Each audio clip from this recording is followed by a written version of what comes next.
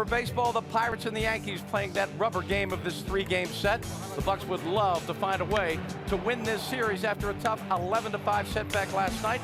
The Bucs will send Ivan Nova to the hill to take care of his old teammates, the New York Yankees. Bucs and Yankees straight ahead right here on Root Sports.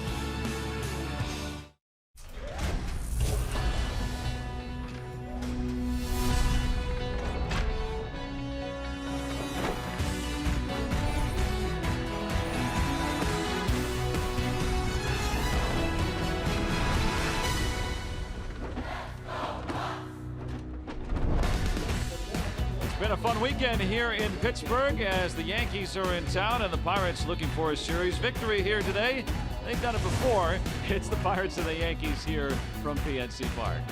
Welcome to the booth. Joe Block and Bob Walk with you here on this Sunday afternoon, and the Pirates back in action here today with they've had some former Yankees on this staff having some nice familiarities with one another, but the one guy we were really looking forward to seeing is Ivan Nova on the mound, not only because how he's pitched, but now he'll get to face his old club today, and he's really become a new pitcher since he's been a Pirate. Yeah, it really is a different pitcher for sure. And you can really, I think, go right to the control numbers. Look down there at the bottom, where about 3 walks per 9 innings as a Yankee, which isn't horrible, but not an average number. With the Pirates, he just refuses to walk anybody. That has been a huge difference when he's come over here, and it's paid off a lot of dividends for Nova and really for the Pirates. Yeah, he's been very successful. That ERA much lower as a member of the Pirates, and in fact he hasn't walked anybody in his last 6 starts. Now here today too, he'll need some offense to boost him, and yesterday a good day at the plate from Andrew McCutchen. Yeah, Kutch hit one of those real good sliders from Pineda. He threw it in the middle of the plate, but still that's one of the best sliders in the game. He put it into the bullpen. Big home run there. And then he got up with a runner at third base. I think it was Tyone, and he hit the ball the other way and lifted it in the air. Got an important sac fly, but that was a good thing to see. And this might be really the best thing of all is Kutch looks like he's running again this year. Got a big steal. And at a key point in the ball game too, the game got away from the Pirates yesterday. They got a chance for a series victory against the Yankees here today. Well, they've done it before. It's the Pirates and the Yankees here from PNC Park.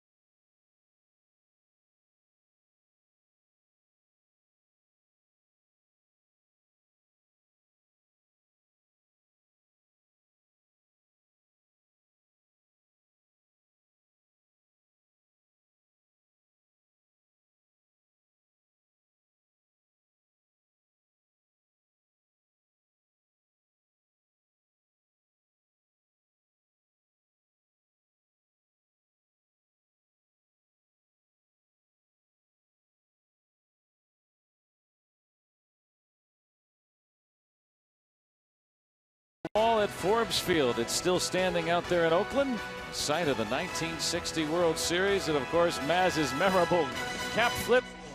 The Boy Scouts having some fun with that here. We're having some fun here today, Sunday afternoon baseball. We're having so much fun we don't even know what day it is, Bob. That's for sure. This is a beautiful afternoon. Yesterday a little on the chilly side. This is nice baseball weather today. Beautiful blue skies you can see in the distance. Hovering little wispy clouds kind of hovering up above the buildings. Absolutely gorgeous out here. Good day for a victory. And Ivan Nova going to be the guy that provided that victory for us. He's got great numbers this year, really off to a fine start. And we've already spent some time talking about the incredible control that he has been showing. Ball one. I just had to kid you on that. No, but he has. I mean, it's been amazing. 6 straight walkless starts. Think about. No, I've been here for every one of them. I mean, it's hard to have 6 walkless your innings. Kidding right away. Yeah. I mean, to have 6 walkless innings, you feel pretty good about, yeah, right? Yeah. Well, I don't know. I've never had that, so I couldn't tell you if it felt good or not. Brett Gardner back in the lineup for the Yankees. They won yesterday. Pirates took the first game of this series. Polanco just out of room. And Joe Girardi penned in this lineup for the Pinstripers today. Gardner, then Headley and Castro. Jacoby Ellsbury back in the cleanup spot. Aaron Judge, big time power for him. He showed it yesterday. Bird, Torreyes with 4 hits. Higashioka, and then Jordan Montgomery. Rookie battery for the Yankees today.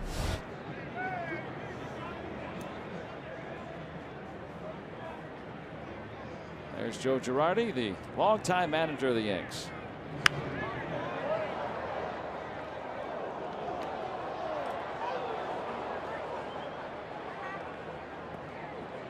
The Yankees off to a hot start this year.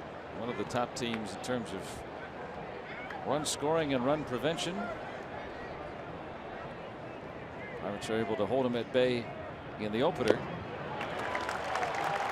But they got the better of them, scoring 11 times yesterday. That's a strikeout. The ball was taken out on the exchange by Stewart. As explained by Chad Whitson, the home plate umpire. Yeah, this was it. It was caught, foul tip. He took the ball out of his glove and then dropped it out of his bare hand. So he caught it. There was no question about that. Nova starts with a strikeout.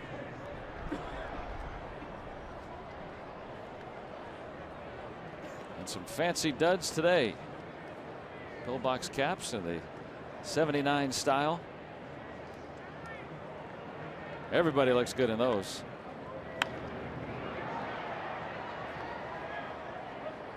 Pirates have been wearing those at home on Sundays last couple of years now. Yeah, a lot of times a throwback kind of uni is not all that popular with players, especially, but I think they all love wearing these 79 duds. Well, Nova, we talked about how he limits the walks. How about some strikeouts from him? Well, he went right down the middle with the first 2 pitches, and then the old back foot breaking ball.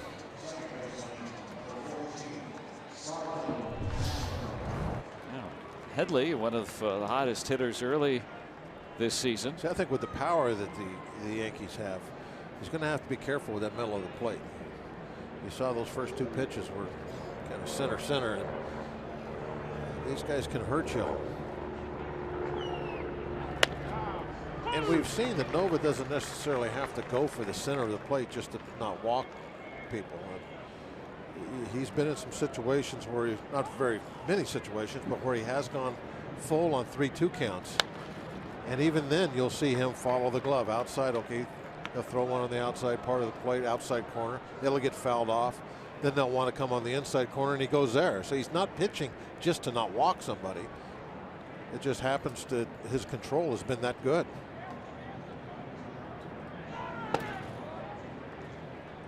Now 1 and 2 strikes on Starlin Castro, who homered yesterday.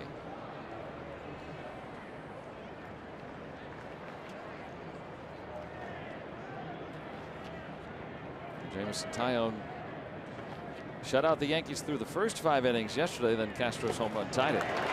Well, Nova strikes out the side. A 12-pitch inning for Nova on 10 strikes. And here come the Pirates trying to give him a lead.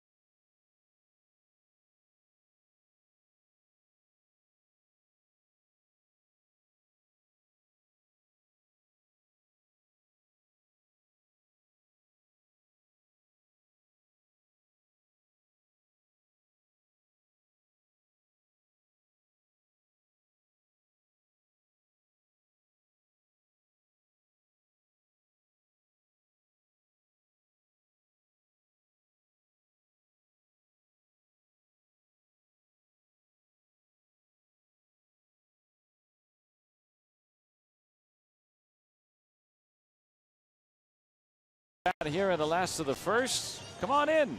Stay a while. Ivan Nova striking out the side in the top half. And for the Pirates today, the RAV4 lineup. Clint Hurdle gives us Jordy Mercer to lead things off. Then Josh Harrison in front of Andrew McCutchen. Gregory Polanco and David Freese, who has been hot, not really just the last few games, but all season. Jose Osuna going to start in right. Goslin, Stewart, and Nova round out the order.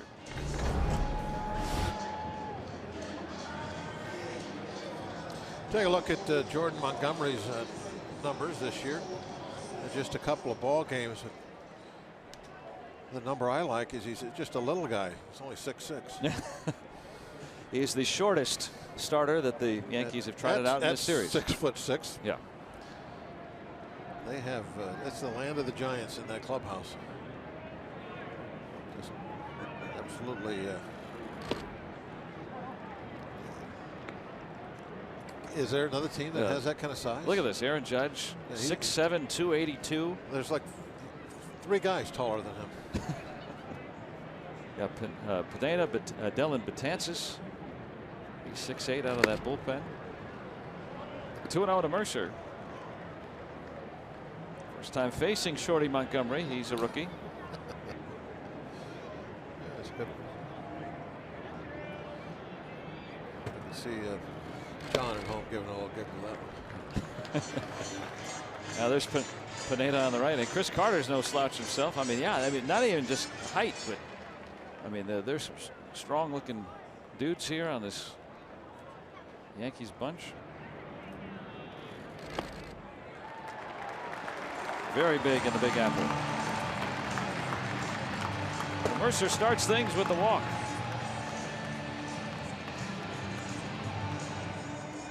Now the Pirates yesterday, the chance to get things going early like they did against these Yankees. Here's the defense for him today. That's Judge out and right. Brett Gardner and Jacoby Ellsbury join him in the outfield. Headley, Torreyes, Castro, and Bird, same foursome we've seen. And Higashioka, the rookie, catching Montgomery for the second time this season.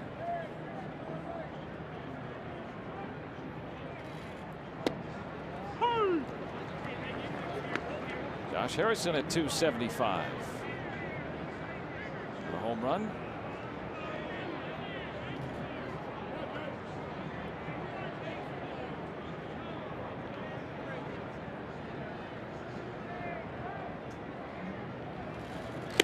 Looks like Montgomery with a runner on pretty quick to home plate. Yeah, real quick. Nice slide step there.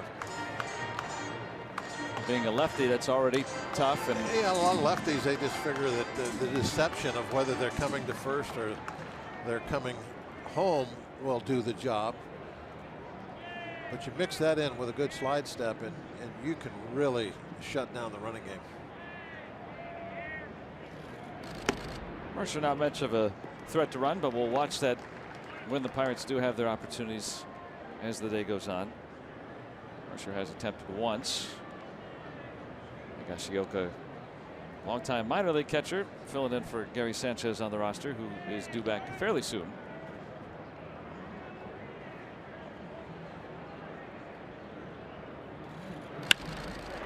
They got a base hit. The Pirates wasting no time. 2 on with nobody out.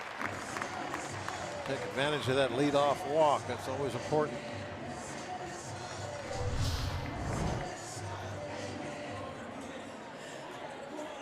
Our Allegheny Health Network Supermo. Elevated a little bit. Ball looked like it was on the outside part of the plate. If you get that pitch down, you might get the ground ball you're looking for. Ground ball is short, but when it's elevated, it's an easier ball to get airborne, even though you're trying to pull a pitch that's away from you. By elevated, I don't mean letters. I mean significantly above the knees. Andrew McCutchen had the home run yesterday, now with 3. 9 runs batted in. And Bucks on the pond with nobody out.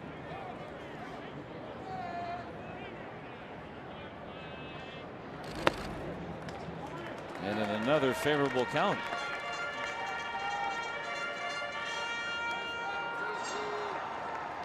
Well, how about that? Some of the best. The Hall of Famer Bill Mazeroski. Eminem.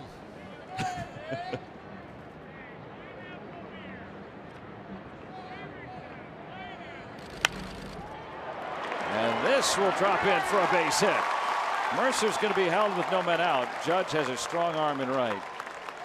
And it was very shallow out there, so Joey Cora being prudent. Yeah, exactly. It's shaping together, or shaping up like this could be a big inning to start the game. You know, maybe put up a 2 or a 3 spot perhaps. So you don't want to hurt that by making any early outs on the bases.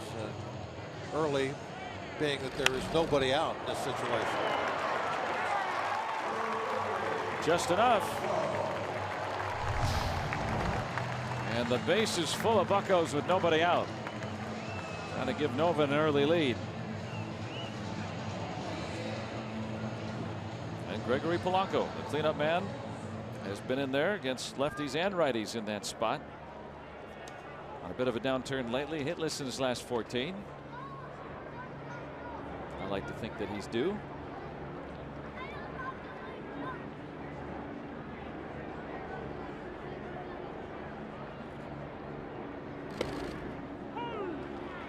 Montgomery last year for the Yankees in the minors in Trenton and Scranton Wilkes-Barre, a .213 ERA, relatively low walk total, gave up only 5 home runs in his 25 starts. But that's the minor leagues. And that pitch right there gets swung on and missed in the minor leagues. That was pretty good breaking ball in a good spot. Polanco able to say no to it. Larry Rothschild, Yankees pitching coach, a longtime pitching coach in baseball. Ball to strike on Polanco with the bases full.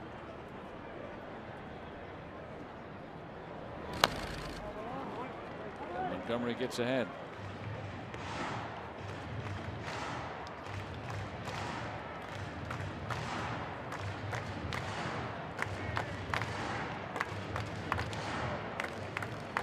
Montgomery trying to ward off the Pirates here in the first inning.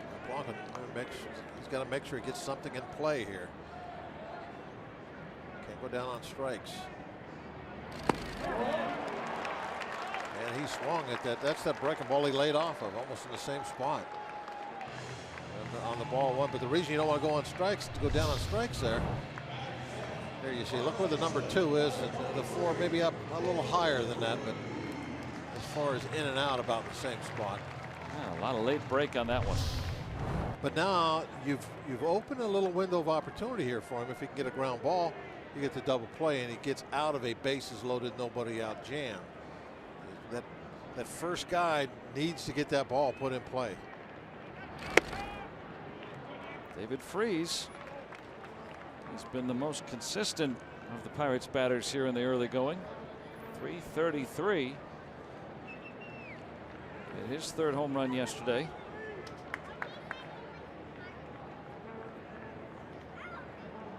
Sacks packed with one out. And again in a nice count, 2-0. Inning started when Mercer walked. Josh Harrison singled to left, and then Andrew McCutchen flared one out to right center. Jordan Montgomery in his third start.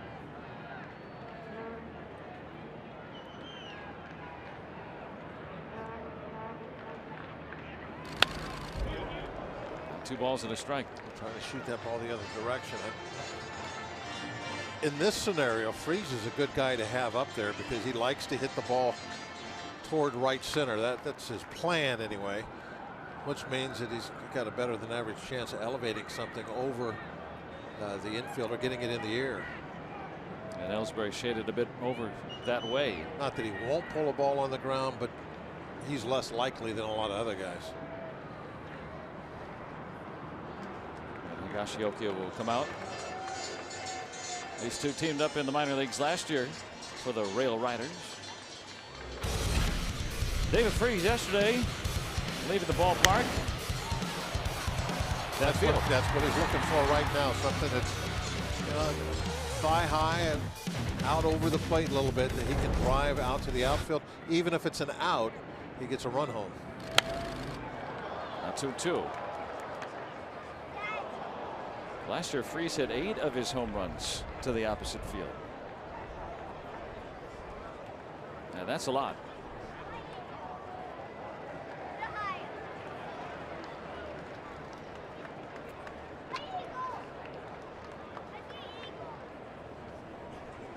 Beautiful day, isn't it? Mm-hmm. Great to see you. Playing surface, look. Beautiful. It just, there it is. Certainly deep enough. Ellsbury back with room. That'll score the run, and Harrison can move up to third. And the Pirates start with the lead. Situational hitting right there. Not getting pull happy, even when he was ahead in the count 2-0. I get sometimes nervous when the hitter gets ahead 2-0, because if you're going to get greedy and try and pull a ball, it's when you get ahead. But he stayed, kept to his guns. Where the 2-0 pitch, he actually fouled off to the right side. He kept thinking, from center field over to right the entire time, and sure enough, he's able to lift one in the air and gave it a pretty good ride.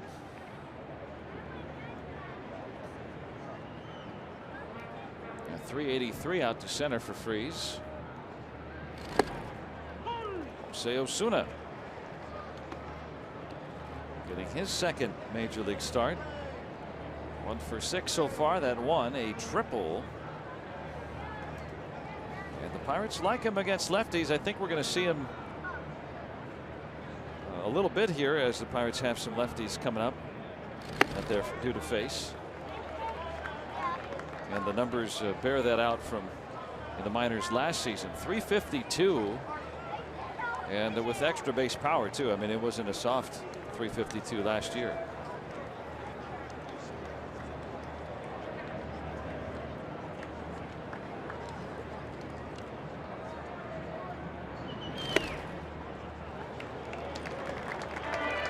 And he's ahead in the count 2-1. Well, Montgomery has been having a lot of hitters counts here so far.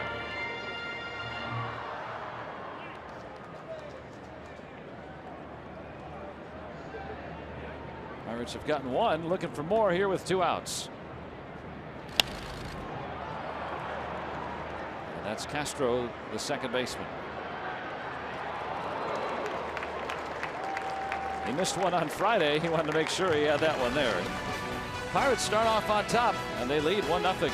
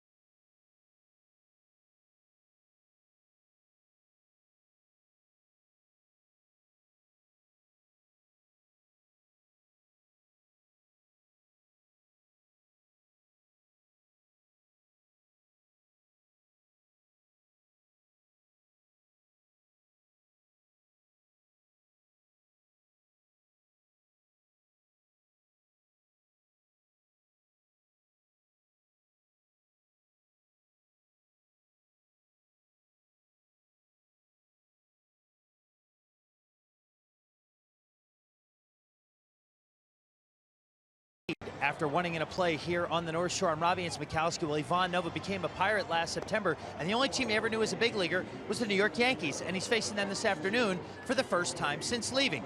And I asked him the typical question that was going to come his way about facing his former teammates, a team he played for 6+ seasons with. He said, yes, I'm very, very excited, but the only thing that worries him, Joe, about facing his other guys, if they were going to try to make him laugh.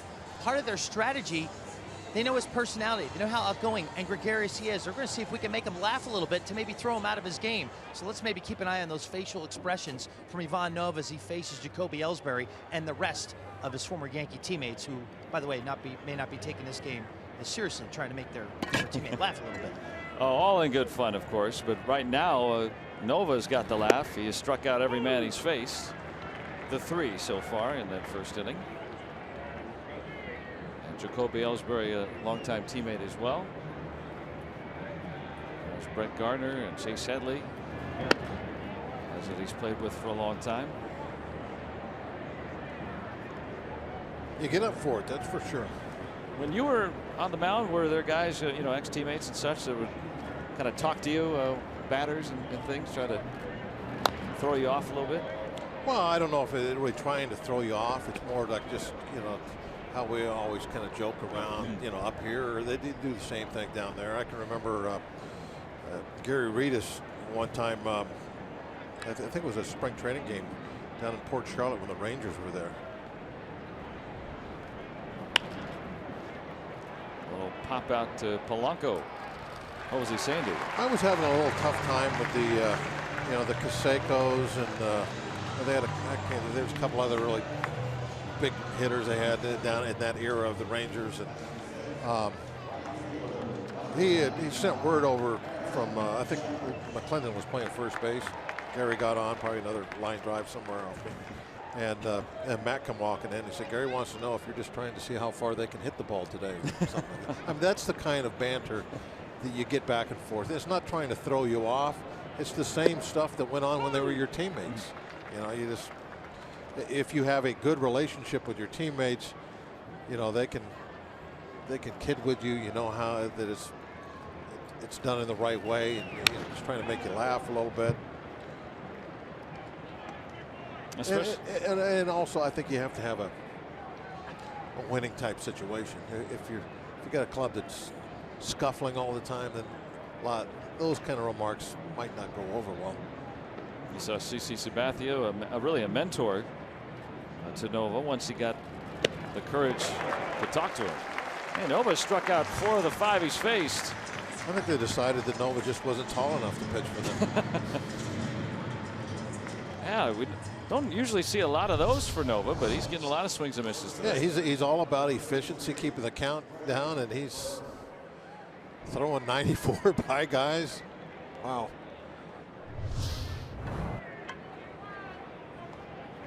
It is enjoyable when you do well against your ex-teammates. A team that traded you away, right? Let's look at our Barrel Automotive League leaders now. The percentage of pitches put in play. Guys make contact, put the ball in play. Nova by far is the tops in that regard. But today, he's throwing strikes. It's just they're just not putting it in play. They're just that reminds me of it. You know, I talk a lot about like Johnny saying stuff, and that reminds me again of an old thing that Johnny used to say when he'd kind of get on a soapbox and kind of start talking about strategies and stuff. And this is true. And at first, it struck me as like, no, that's not right, but it is true. Look what I found. You got to tell your stories a little quicker. Well, remind me. I'll finish because it has something to do with that graphic.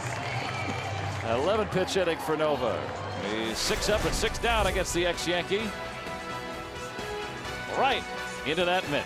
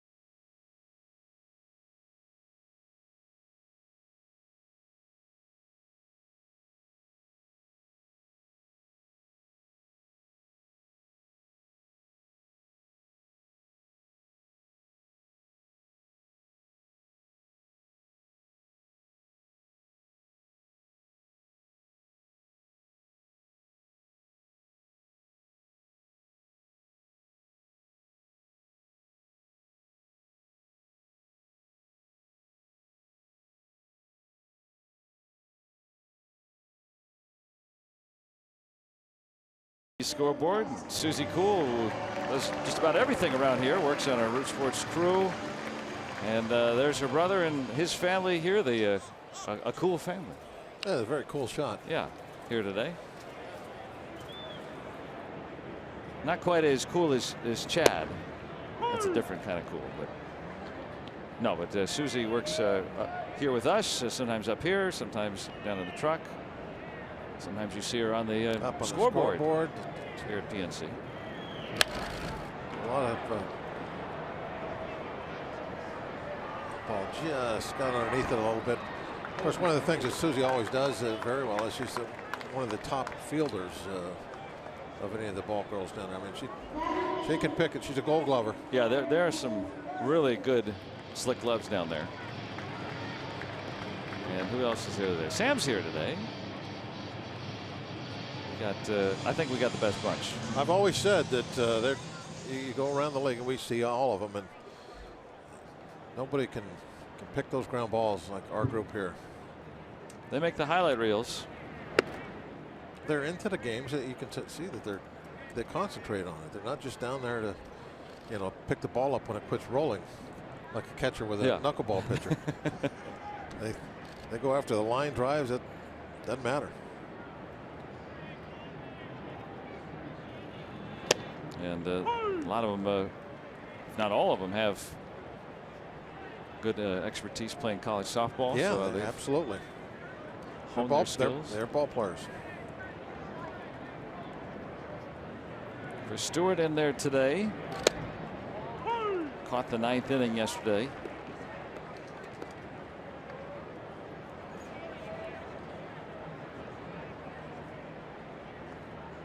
He among these ex-Yankees, both Pirates catchers, careers with New York.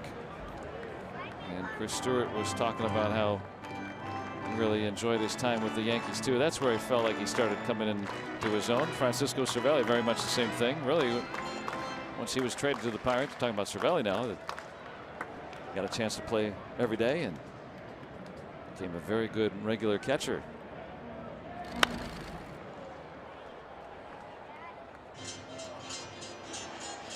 And those two recruited Nova, right? He got traded over here.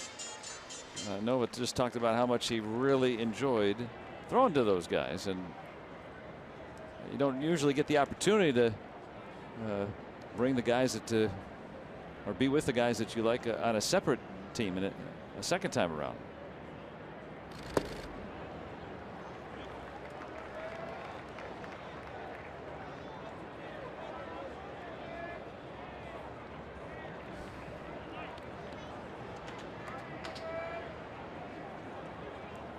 Montgomery's already walked one today. Stewart gets a little drive into this one. Ellsbury back. He can't get there. Extra bases for Chris Stewart. He's going to try for the triple. And Stewart is in there with 3.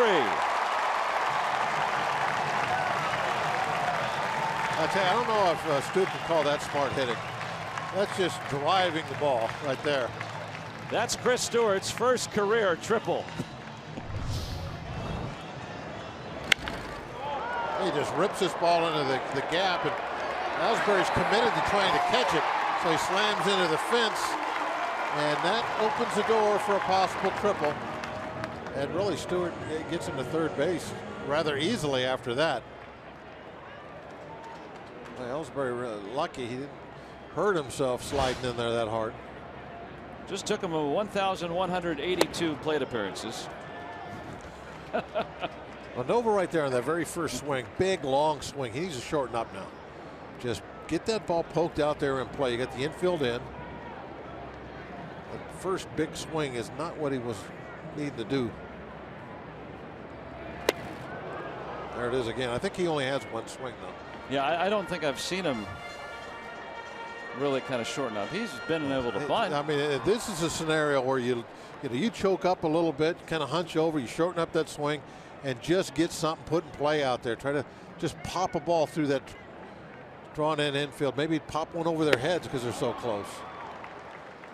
But you know what the pitcher's trying to do to you? You're a pitcher yourself. He's trying to strike you out. So you get away from that long swing. That's a nice swing. You take the big long swing, you get that bat speed, and you drive the ball off the fence like Stewart did. Good thing he's got that nice long gap out there. Otherwise, that's might be a home run in some ballparks. First career triple in his 11th major league season. See, he had a stand-up triple if he wanted it, but he wanted to see what it felt like to slide into third. Good for him. I mean, catchers sometimes they might go their whole career without doing something like that. Now Cervelli's got some of those.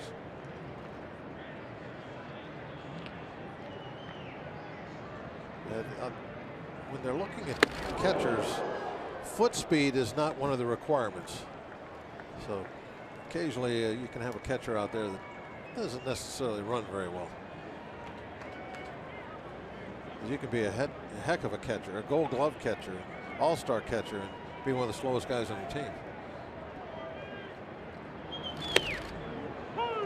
Don't need to run a lot back behind that plate. They give you a box. Now you got to complete the story, right? When he talks about his first career triple, he's got to. Yeah, Jordy Mercer drove me in. Pirates went on to a win that day. That's foul. Blistering foul. Seen some good swings here this inning. Stewart and now Mercer. Ball just off the plate inside. That's one of the things that's tough to do. Saw Castro do it yesterday. Is hit a inside pitch hard, get the barrel of the bat to it, but not be out in front to where you pull it foul.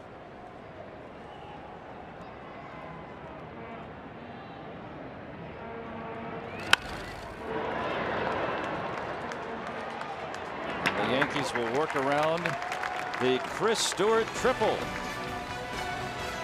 The Pirates still have the lead.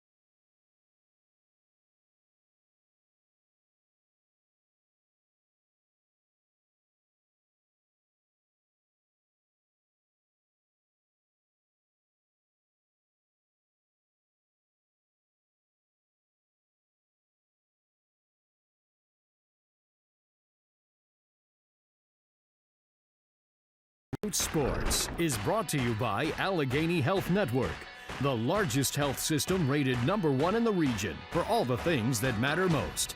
By Bordas & Bordas, official legal partner of the Pittsburgh Pirates. And by Kenny Ross, Total Confidence Pricing. Let's go Bucks! That's a rad hat right there. Flying the colors with the Pirates leading 1-0.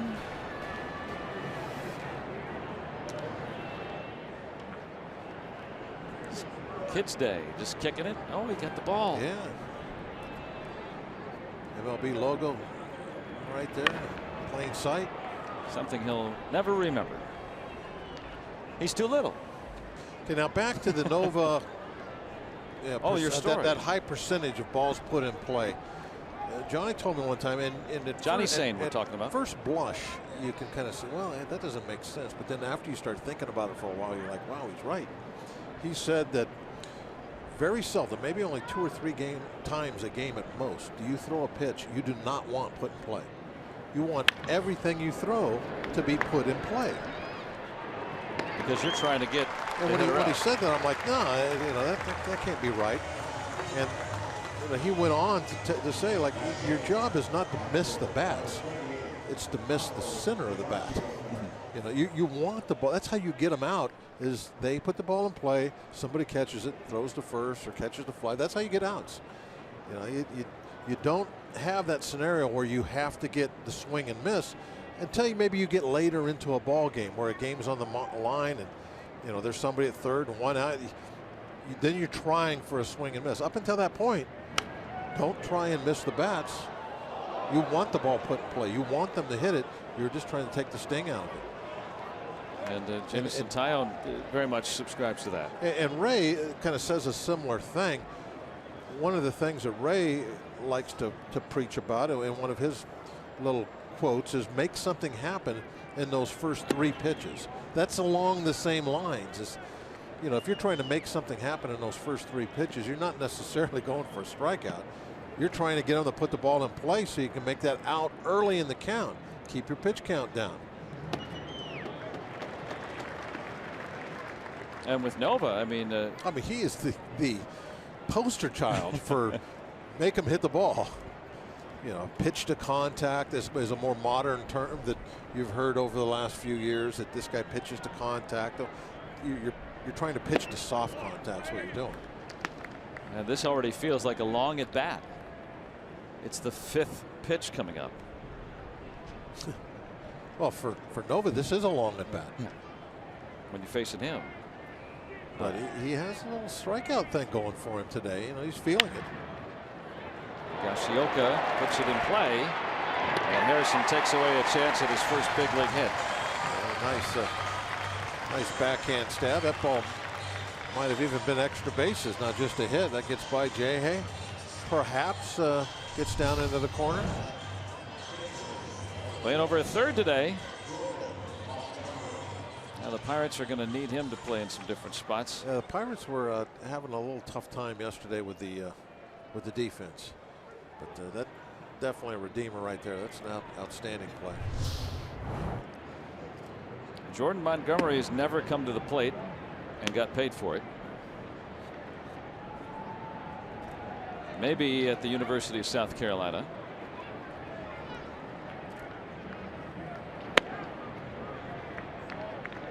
He got paid to play baseball?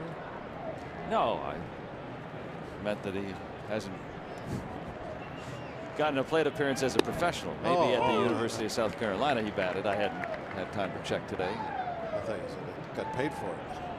No, that was not you my. were trying to break some news here or something. Intimation, no.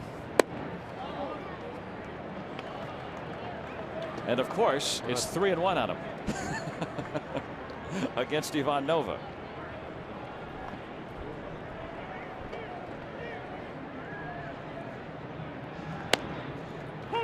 Well, you knew he was going to get one there.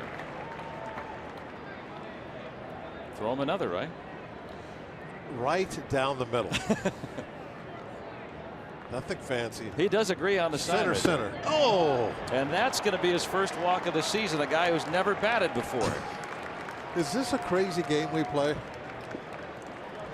154 batters in a row without a walk until Jordan Montgomery.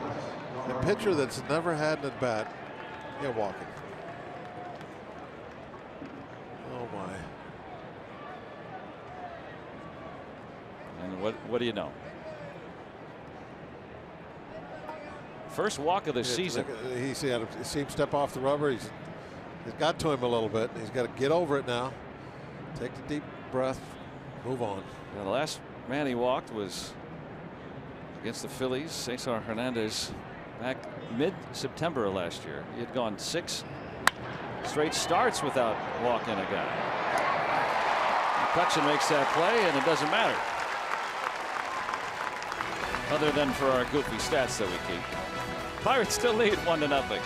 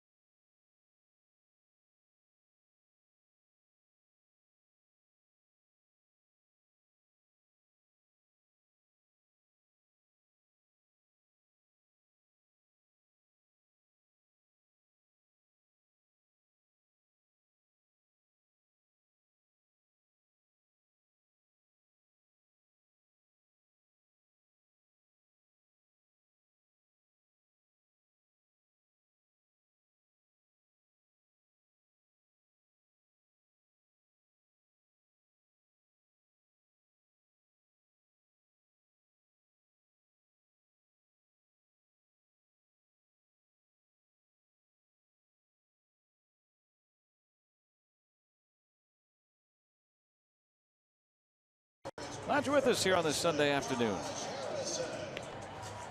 Now look at our Allegheny Health Network injury update for the Yankees. They're getting healthier. They're starting shortstop Didi Gregorius, bruised right shoulder, and already doing some rehab down in Tampa.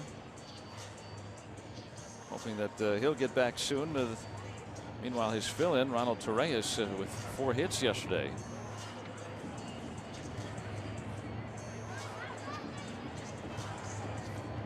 It's been fun to see the Yankees. Only their second visit here in Pittsburgh since 1960. And folks,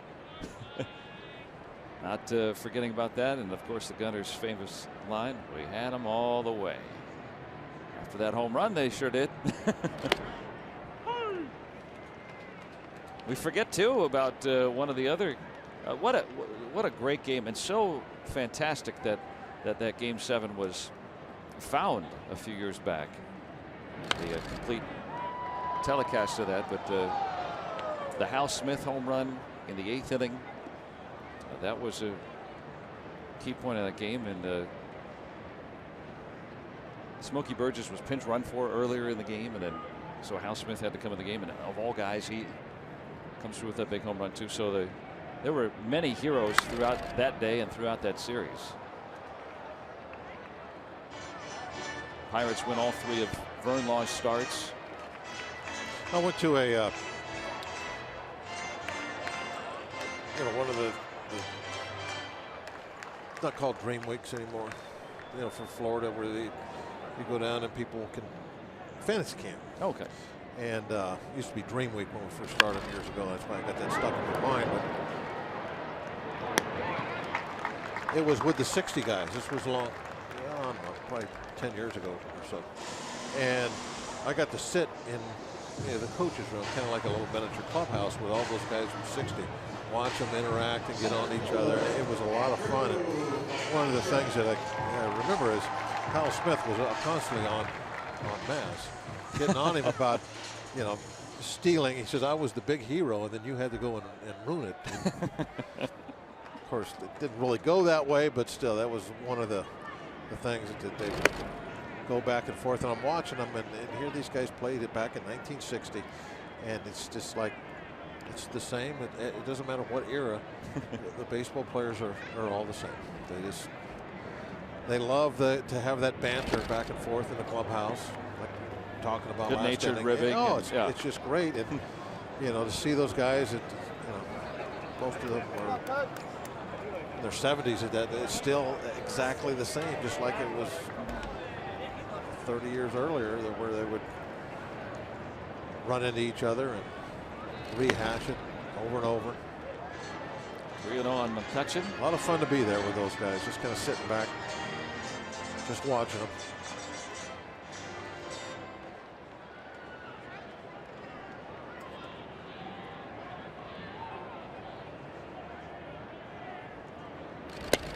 And a walk to McCutchen. That's the second walk issued by Montgomery today. So a one-out base runner here in the 3rd. And speaking of that era, Bob, our day automotive this day in Pirates history. Back in '66, Pirates beating the Cardinals 5-4. They trailed by 2 into the 9th. Solo home runs by Bailey, Pagliarone, and Pagan, and taking the lead. And then Roy Face came in. I guess he earned the save. That was before the save was a statistic, but he earned the save at that time. Pirates came back to win that game. And what's also fun about talking to those guys, and I've been so enamored too with being able here or there to meet guys and ask them a question or two, is they remember every pitch.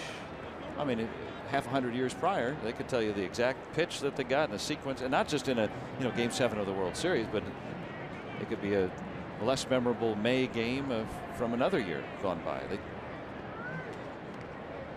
I'm sure you can. I mean, I'm amazed at your recall too, some of the things that you bring up.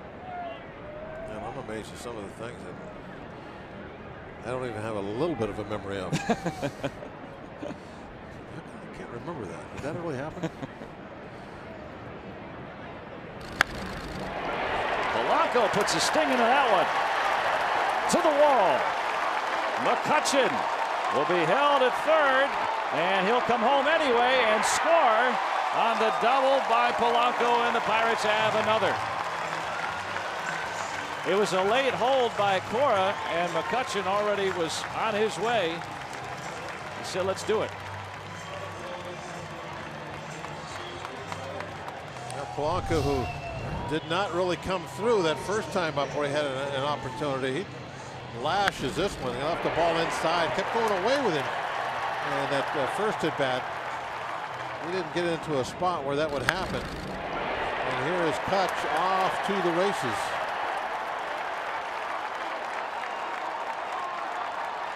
And once he came around,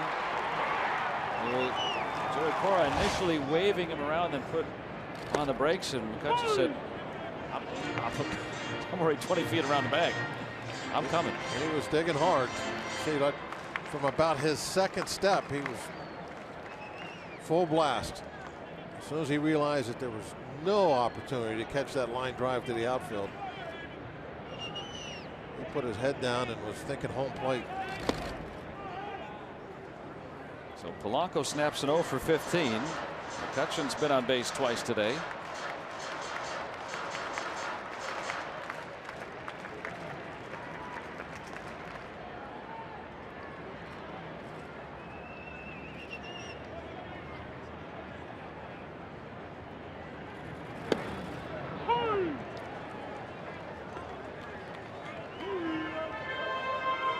A little out of breath.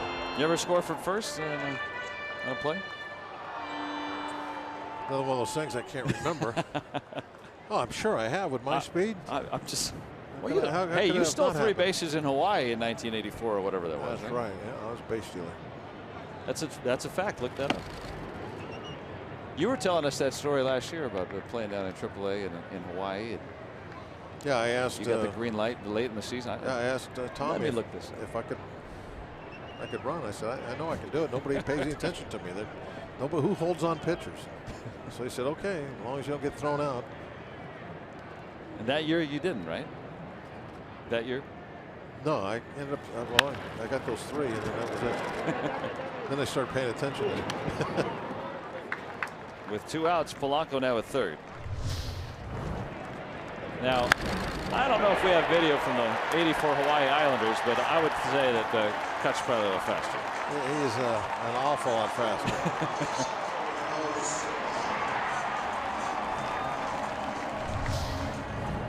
And the Yankees, I mean, they got that ball in quickly and efficiently, but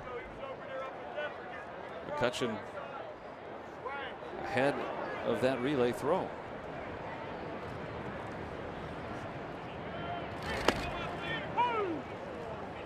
Jose Osuna popped out his first time. Trying to bring in Polanco from third with 2 outs. Pirates have stranded a runner at third in the first 2 innings. That one is foul.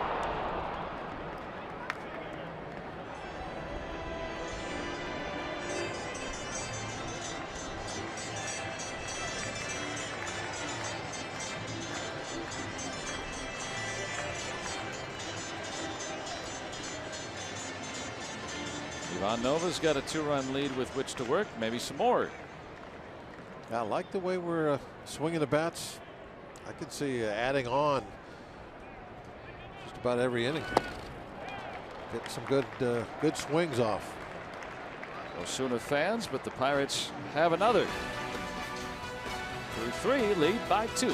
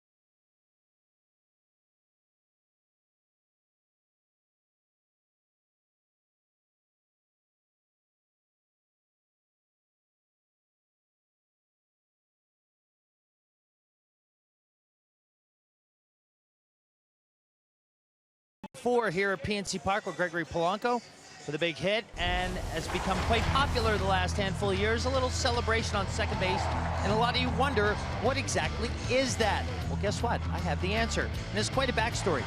So it was during a team-building activity in spring training when Adam Frazier was asked to be an expert on something that he doesn't know much about. So David Freese is in the room and he yells out, music. Frazier is not that big a music guy. So Frazier has to act as if he's a DJ to get the party started. So what does he do? He spins the turntables and drops the beat. Everybody had a big laugh. Josh Bell, among others, they all looked at each other and said, you know what? That's going to be our new celebration. So it's spin the turntable, Bob, and drop the beat. Got that? I got it. I would have never guessed that. I don't think, no matter how long I would have had to come up with it, I would have. I didn't know that. One. Yeah. Yeah, scratching and get on base on the 1s and 2s, and then you can flash that sign.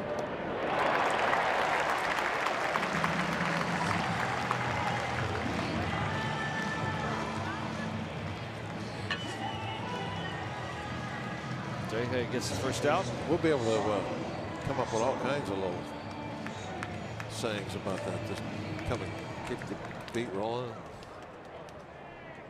Now we know what that means.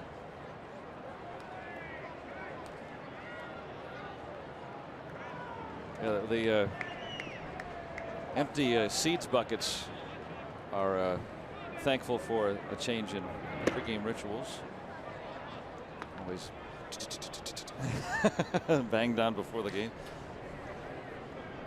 I go through about 3 or 4 of those a year. It's a foul ball. Look at that. There's Susie Cool. How about the range, huh? High range factor there.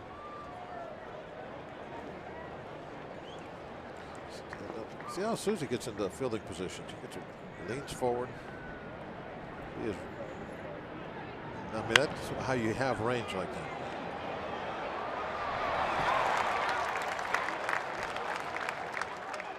That's the first hit today against Ivan Nova.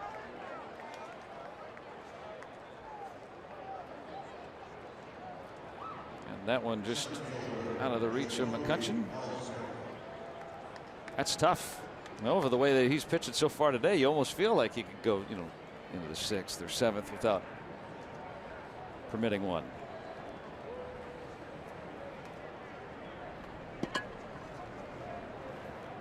He's already got 4 strikeouts. It really is tough for him to ever really kind of have that low hit game because he pitches to contact.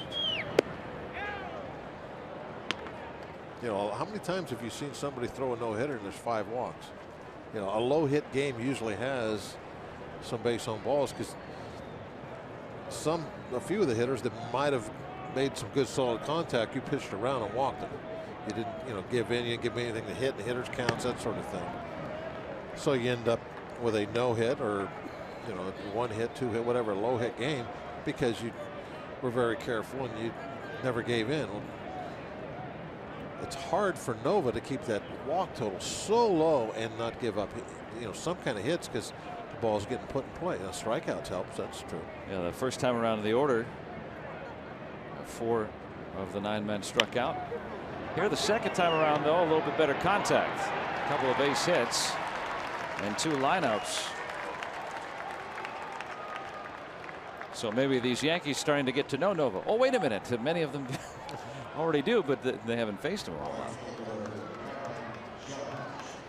Well, they know they're going to see strikes. Yeah, well, I'm not going to leave. I'm not going to. If you're Nova, you don't lose any sleep over these 2 hits because neither one of them are really good. Wow, is that catcher's interference? And Ellsbury 12 times last year got caught or got reached first, I should say, on catcher's interference. He's by far the most prolific at that. Well, he got a hit out of it. Maybe it slowed his bat down, and that's why the ball just kind of dunked in out there. And he stands for the very back of the box, too. Can he get 2 out of this? Yeah, Judge doesn't run well. That'll get Nova out of the inning.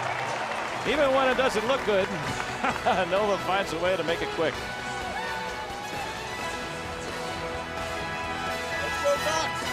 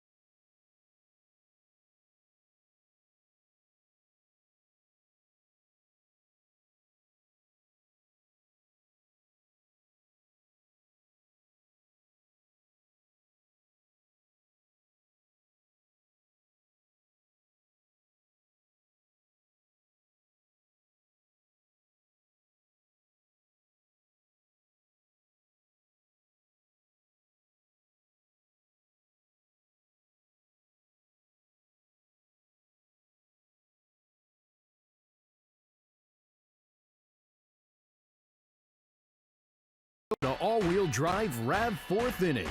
Toyota, what drives you? Aaron Judge grounding into an inning-ending double play.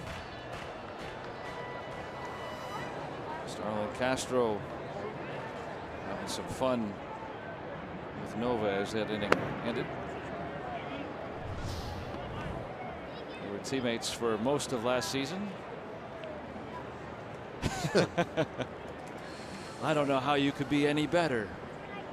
You're so great. You know, that kind of stuff, right? There's a base hit for Goslin. And his first swinging hit of the season. And had a every inning. time. It's like you got that good feeling. Going to keep adding on. Here we are, leadoff hitter aboard. Well, the offense has been down in the early part of this season, but yesterday, I think it got obscured by the defense and then the game getting away pitching-wise. But the offense started to look a little bit better yesterday and picking up where they left off. And today, I mean, Chris Stewart has tripled, so here we go. Take another one. No. Well, he had the most plate appearances among active hitters without a triple, 1,182. Not anymore.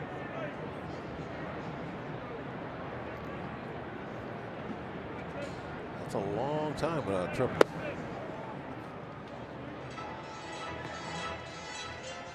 And now the Yankees playing that no triples defense. They know. Got to be back. Hey, you remember Ellsbury was kind of over into right center a little bit. Now he's trying to take away that 4-10 gap. He's playing pretty much straight up. He's worried. Stu might go back to the smart hitting here. I see a ground ball, maybe in between first and second. You got your crystal ball out today. Big hole right there. Just.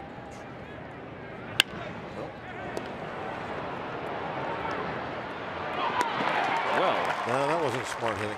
Well, the Yankees return the favor. He was tried to pull the ball. He was trying to hit a double that time. Tried to pull the ball, rolled over on it, put it on the ground. And that pitch was kind of middle, maybe just a little bit away from him, not much, pretty much middle of the plate.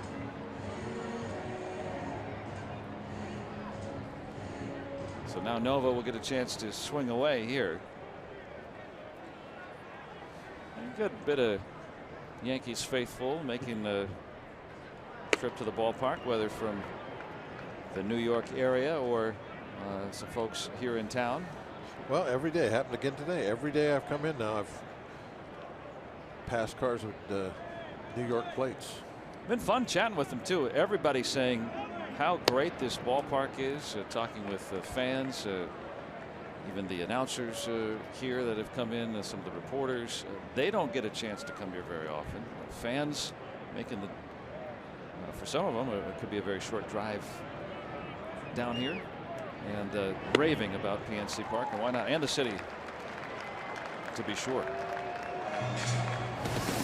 So a scoreless frame for Montgomery.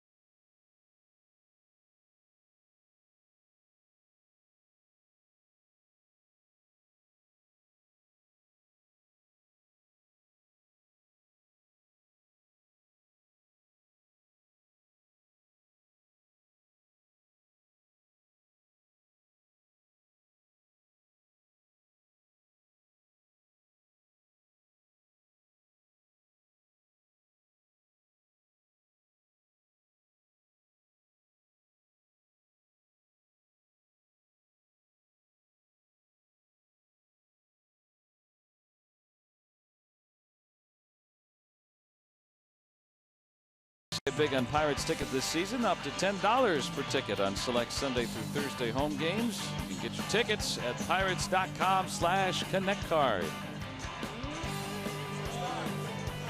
Yeah, so if you take the buses, take the T in, if you live in the South Hills like I do, use that card. Having a nice afternoon, a little ice cream and some beverages there. 2-0 Pirates. And we're talking about some of the Yankees broadcast team. Susan Waldman there on the left. John Sterling, radio voices of the Yankees. And talking with Susan this morning, she's raving about Pittsburgh, how nice everybody is. And also, she's the only woman on the full-time English radio or television in terms of play-by-play and analysis. On a local broadcast, of course, Jessica Mendoza on ESPN. So it's nice to see that starting to happen more and more. We're talking about our the ball girls here. They play softball and do so well, and an inclusive environment in the game of baseball. And hey, Michael Kay there toward the center, and Ken Singleton to his right. Michael Kay's wife from Moon, she's here today as well for this whole series, so that's been fun that she's had a homecoming. And Singleton, a longtime Oriole too. I think I faced Steve Blass then. Got my chronology correct? Most likely. There's Steve. Be throwing some stuff out here in the 7th. Yeah. Got everything ready. He's probably sitting right to his left there. Gifts for the fans. Yeah, so yeah, whenever you come out to the ballpark, if you can sit underneath the radio booth, you've got a good chance of getting something in the 7th inning stretch. Take home an extra freebie. There you go. Yeah. You got to sit right there. Don't sit under our booth. We just litter you with paper and stuff. Throw out all our old notes. And toward the notch. Easy play for Polanco.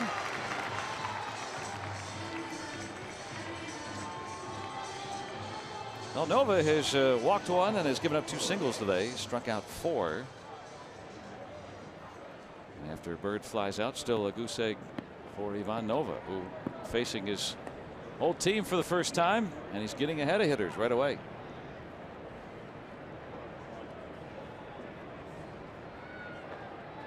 What a shock.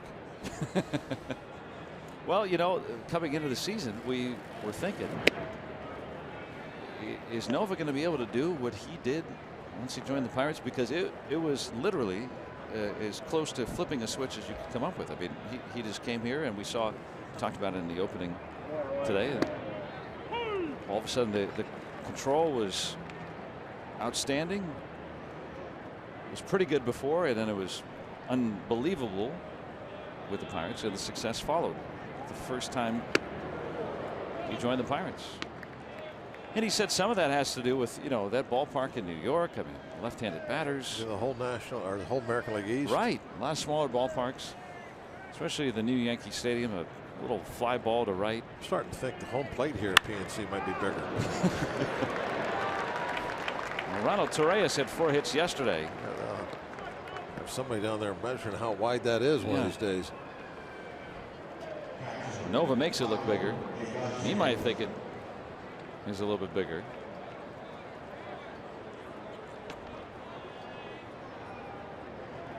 Hey, look at that. There's Denny Nagel here today. Former Pirate. I still remember the first time Denny walked in the clubhouse down in Florida. I was the only one in there. He walked up to me and I reached out my hand and said, "Hi, Denny." I said, "My name's Doug Drabeck." Well, he said, "Hey," we went with it and said, "Hey, Doug,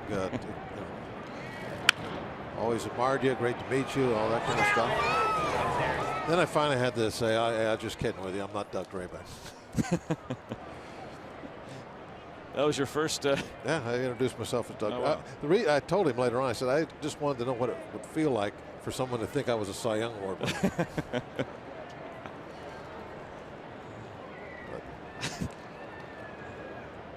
Quite the introduction. Spanky's got a nice story about Doug's first, or Denny's first win. Oh, yeah.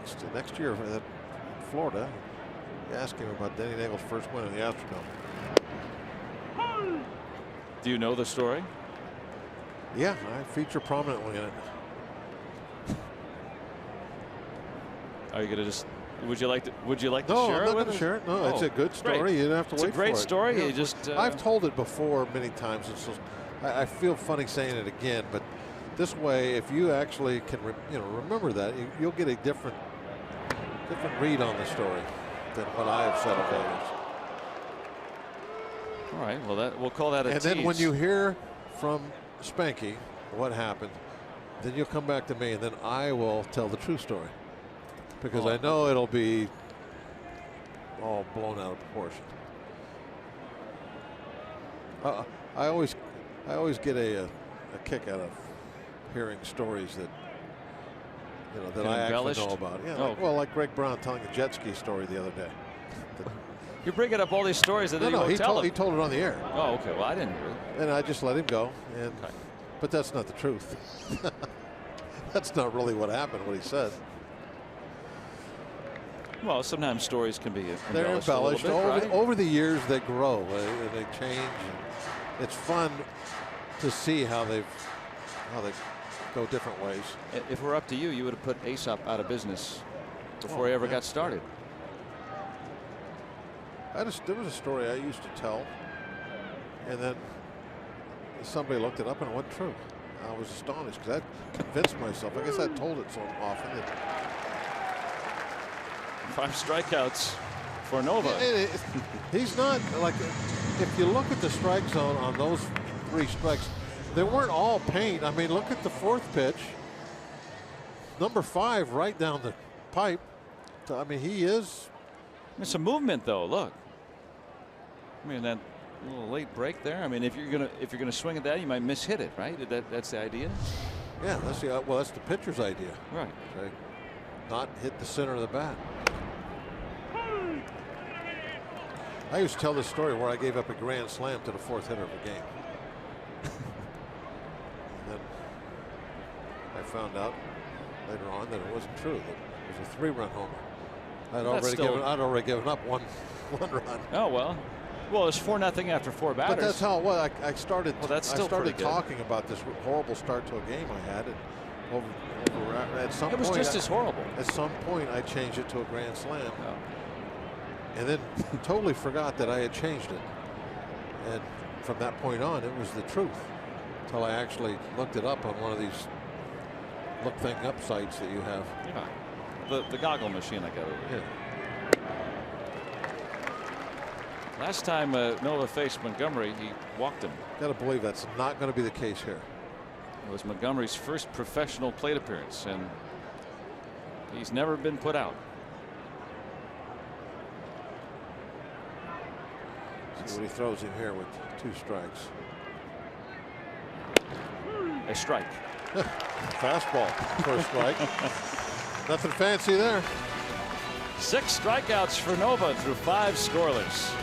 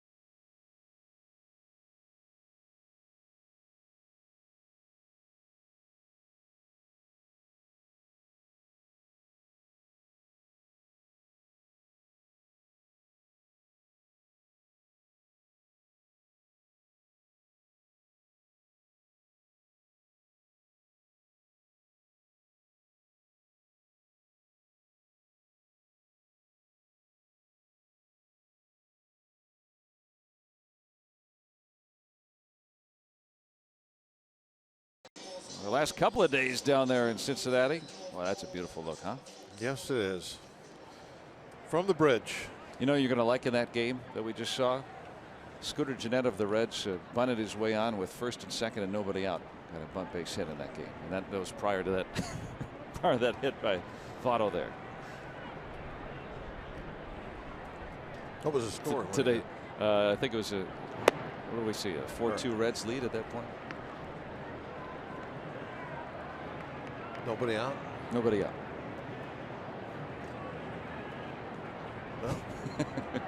Staying out of a double play. It would have been a.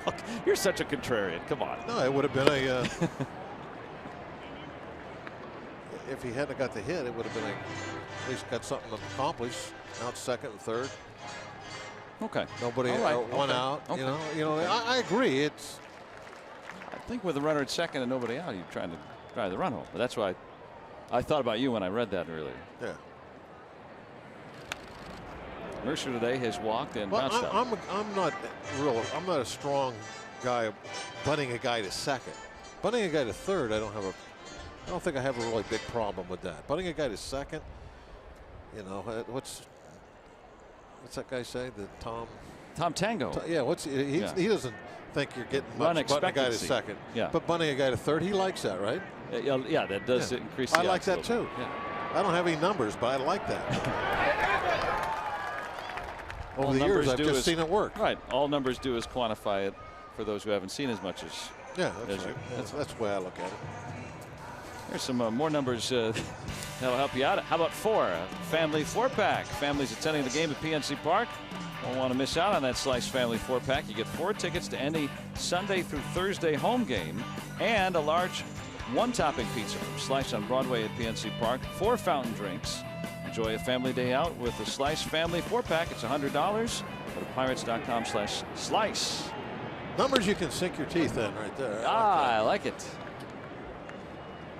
There's Terry out on the bridge today. Wow. Hey, Terry.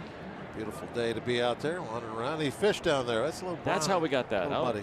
I thought that maybe it was on tape or something before. That's beautiful. Yeah, this is live TV. There's nothing taped here. Half of my comments are taped. We just put them in it. The only tape in this broadcast is the tape you use for your stat sheet. Oh, okay. No, it doesn't go anywhere. No. Yeah. There's no taping them downstairs in the truck anymore. At least that's what I've been told. You don't use cassettes or anything Everything anymore? is digital, I guess. You know, I don't know if they keep it there in the truck or it's in some cloud somewhere. Or I don't know. So no records when they're doing the DJ thing when they get on base? No vinyl. He's going to have to do it again. Another hit for Harrison. I love watching him turn first base. He's always thinking too, even if it's pretty much guaranteed to be a single.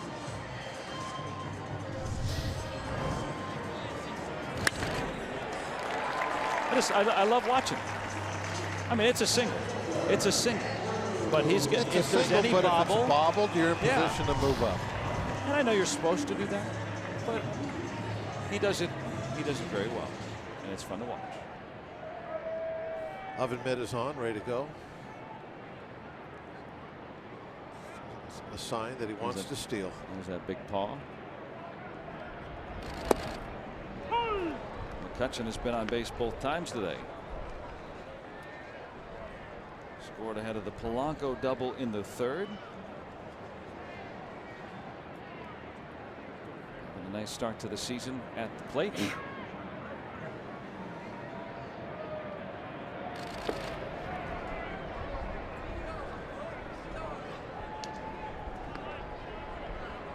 Higashioka really working off of Montgomery today, who we were talking earlier, being left-handed and also with that very quick slide step home. That's going to be a tough task for Harrison to try to move up.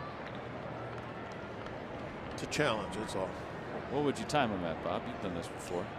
He's at about a 1.224. I've done this a couple times with you. Now you're timing his delivery to home plate. I've gone all the way down to the. You've gotten within a 100th. Yeah, I think before. 1.224. That's my. You gonna time it? Yeah, except I gotta reset. Got a lot of stuff going on here.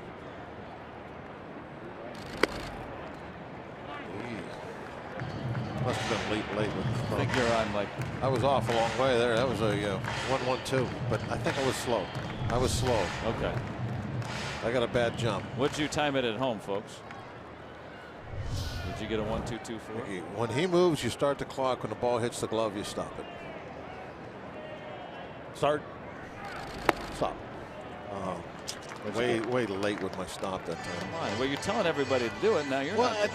I need an old school stopwatch like that right there. It's hard with these devices, whatever they call them. What do you call these things? Phones. Mobile devices. Call them phones. That was Okay, I'm going to try again. All right. Ready. Timing. Start. Montgomery to home Stop. plate. And McCutcheon going out on the back end. You forgot to hit stop. The inning stops after that double play. Pirates, though, still have the lead 2-0.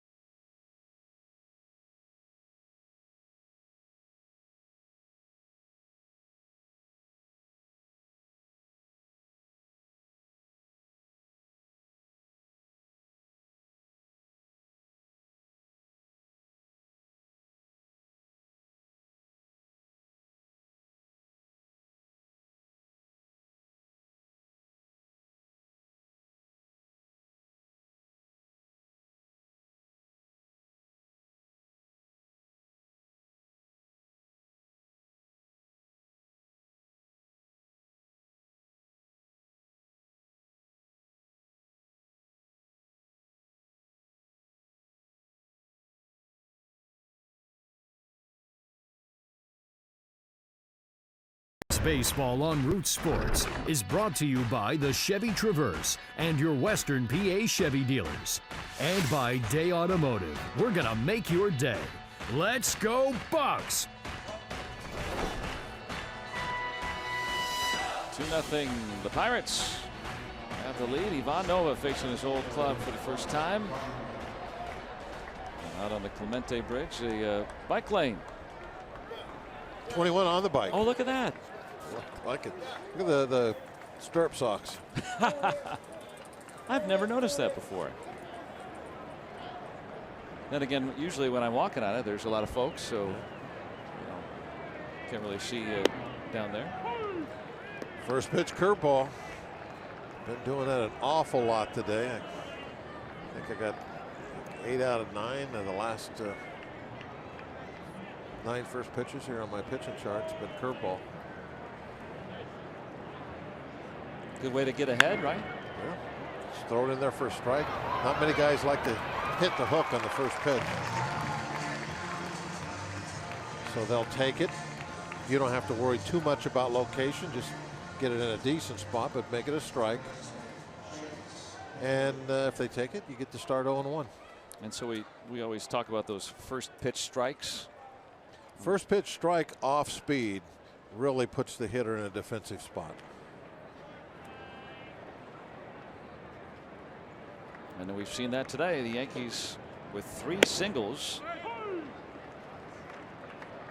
Nova has walked a batter. He has struck out 6. One of whom Chase Headley, longtime teammate. Goslin.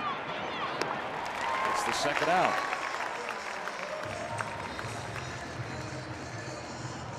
Oh, it was smooth as a down pillow. Look at our Allegheny Health Network Supermo. Slide and get back up.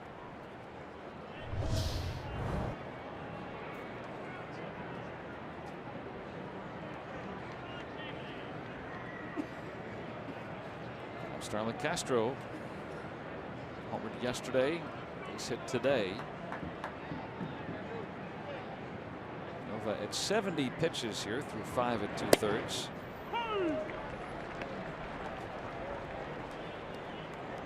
Last time around he needed 78 to pitch a complete game. 8 innings, a complete game. As a Pirate, he has had as many complete games as he has walks. He's walked 4 batters in 15 starts, and he's completed 4 of them.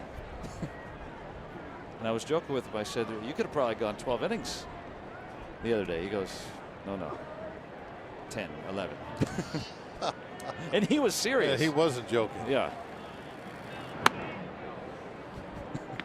He said if the game kept going on, they would have had a fight. Meaning, you know, to try to take him out of the game, he would have said, "Oh no, I insist. I'm going to stay in this game." And who could argue with him? And I think Clint Hurdle would have given him the benefit of the doubt. We just don't see that these days. I mean, I recall the 1991 World Series. Jack Morris goes 10 innings. Well, I think the other day, you know, Yeah. that as far as just taking guys out, I thought we saw something that we didn't see before. Remember the game that Tyone was allowed to finish? What was it, the 7th inning? Yeah. When he had, you know, tying winning runs all over the bases, and that's very old school. You don't see that anymore at that point of the ball game. That curveball get. And that's 7 strikeouts for Ivan Nova.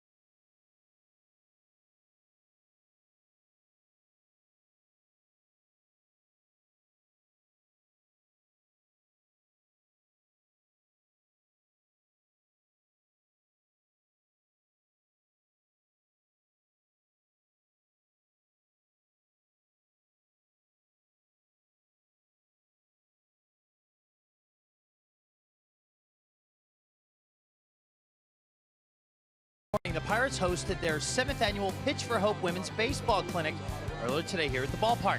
It was the Pirates coaching staff, as you could see, who led this morning's events. They taught the participants hitting, pitching, fielding, and a lot more. Afterwards, the participants and their guests had a private brunch before hanging out here at the game this afternoon. And look at that. Pirates President Frank Coonelly donating a check on behalf of Pirates charities to A Glimmer of Hope for $63,500 in this event. Bob, I know you've seen it go on many, many years.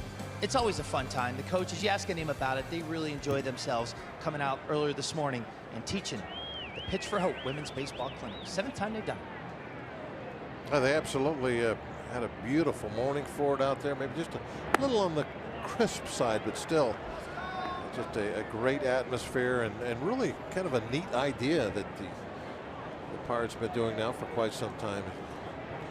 Get the ladies out here. Give them a little added knowledge of the game and what it's like to be out there on the field and going through the paces.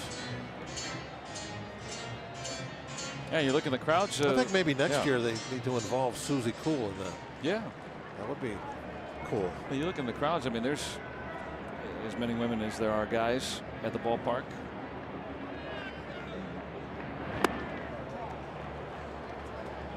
And when I get letters and Twitter notifications, it's just as much from women who know their stuff better than I do than the men. So kind of fun to have that.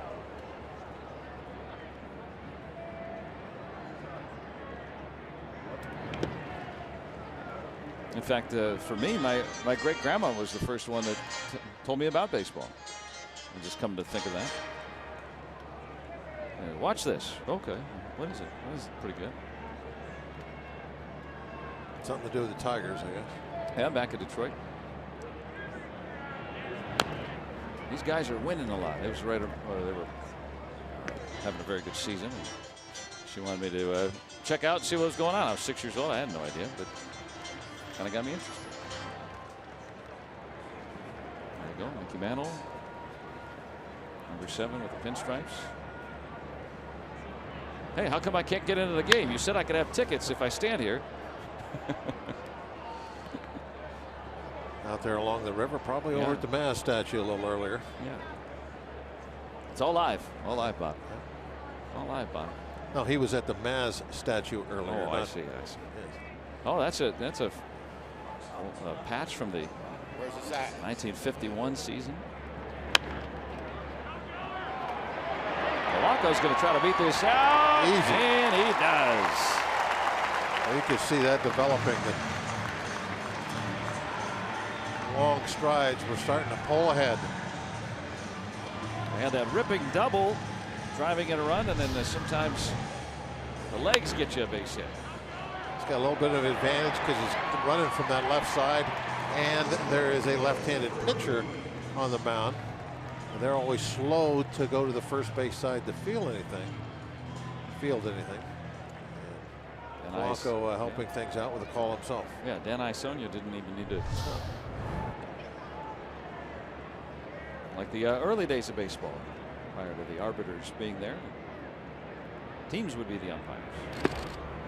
Extra players. That was also prior to replay.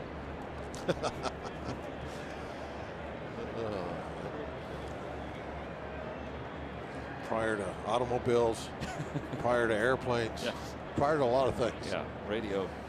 Baseball, very old sport. You know, I was looking it up today that you know, Nova again today, another one of these 0 or 1 walk starts.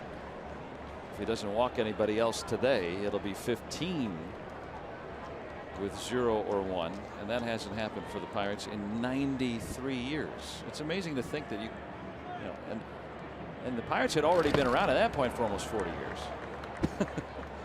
Just to think about you know, you can go back, well, this hasn't happened since 1890. You're like, what other sport has that kind of depth of history? Yeah, Wilbur Cooper. Chariot racing. Yeah, right. Not as popular these days. But yeah, Wilbur Cooper is the last one to do 15 starts with 0 or 1 walks, the all-time winningest pitcher in Pirates history. or hasn't won a game in just about any of our lifetimes.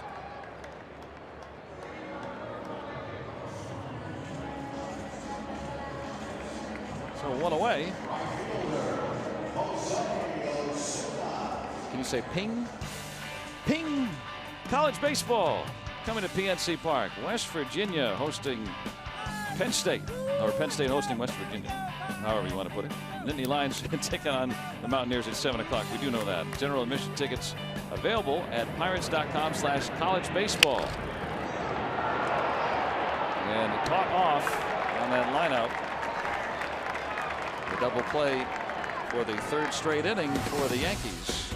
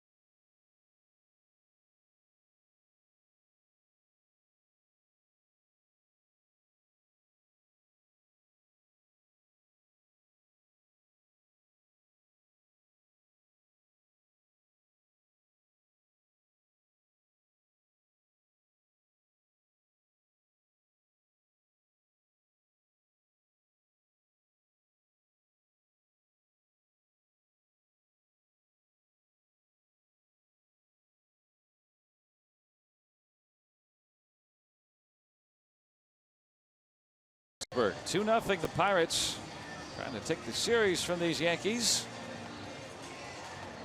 It's been a fun weekend here. And a look at our Point Park tweets as well. And looking back at if you didn't miss a beat that day out west, DJ Walk. Hashtag DJ Walk. The bobble chair giveaway coming up next month. I'm looking forward to that. Series against the Phillies, of all things. Team that you started your career. Yep. Well, they called me Whirlybird. Yeah. Check that this might be one. why. This one's good. We had a bad one in. Where were we just? Oh, St. Louis had a bad chair. Yeah. I think somebody was trying to set me up there.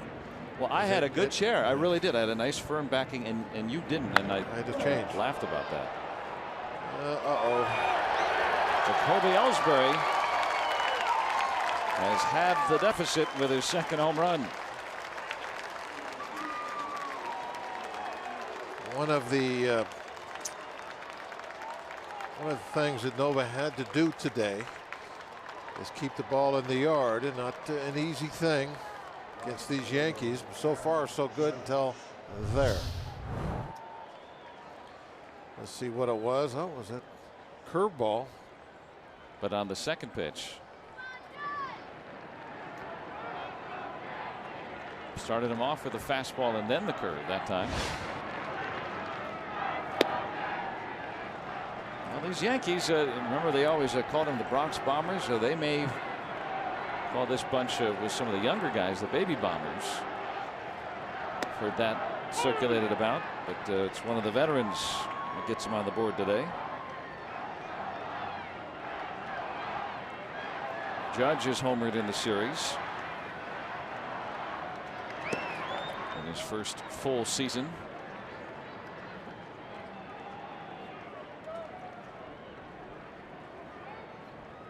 He leads the ball club with 6.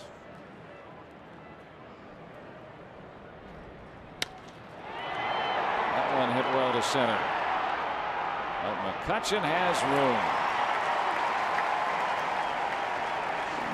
That was hit off the end of the bat, too. Yeah, just a fly out. That's no big deal. That's pitch to contact. You know, when you're as big as Aaron Judge, when they take the sting out of it, sometimes that means just a warning track power. This was not warning track power. It's the home run again. 392 feet.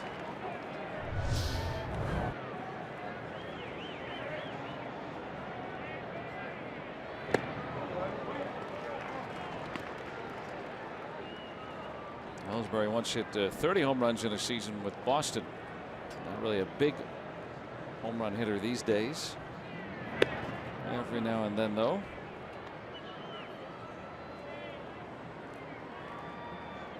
You know, you talk about how much Nova pitches in the strike zone and doesn't walk a lot of guys. I'm amazed that the home run numbers have been so low, too, right? You'd think guys would run into a bunch. Along with the base hits. You know, a lot of strike throwers. They're those guys that have the high home run count, but the majority of them are those solo home runs. And same thing with Nova. Just the second one he's allowed this year.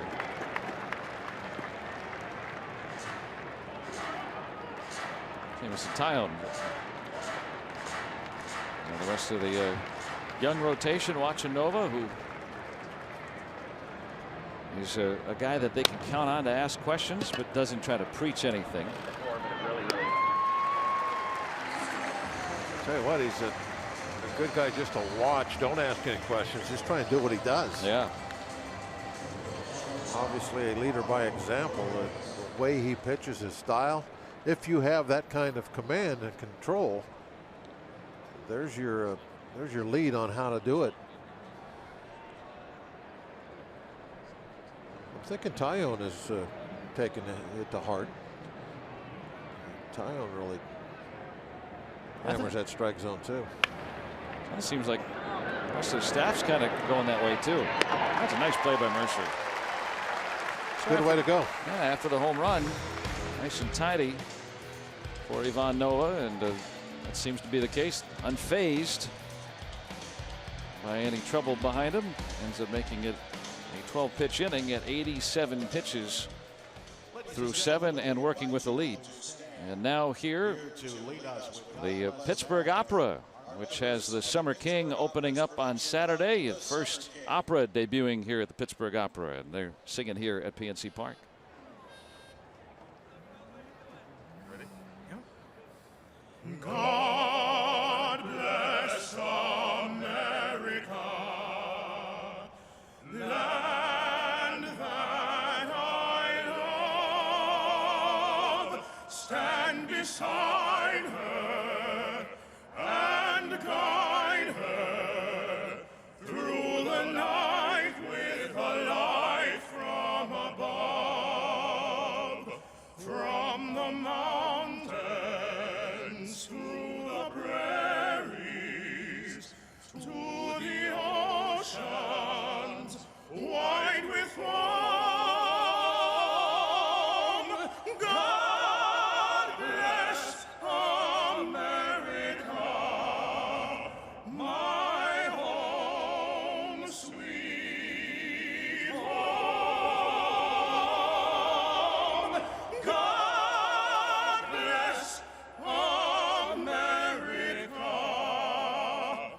my home, sweet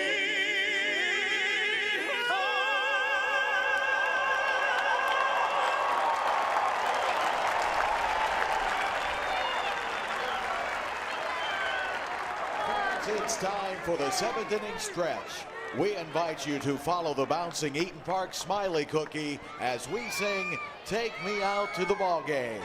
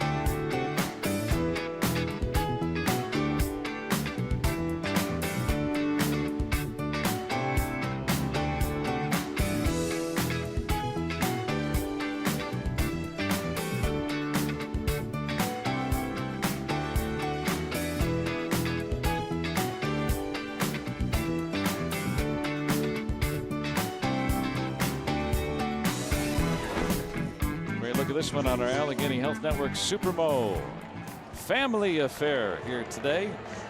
Always on Sundays. Kids Day here, and a fun one. Pirates leading in a tight ball game.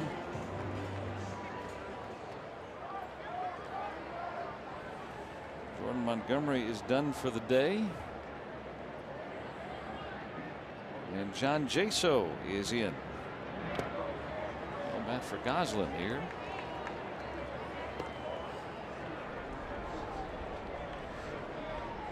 Jaso trying to get it going with the bat. You know, obviously, you can't be happy with just a one-run lead against these guys. And they add on. Double switch. Chris Carter comes in the game, playing over at first base. He'll be due up second next inning, batting in the 9th spot. And now Brian Mitchell on the mound.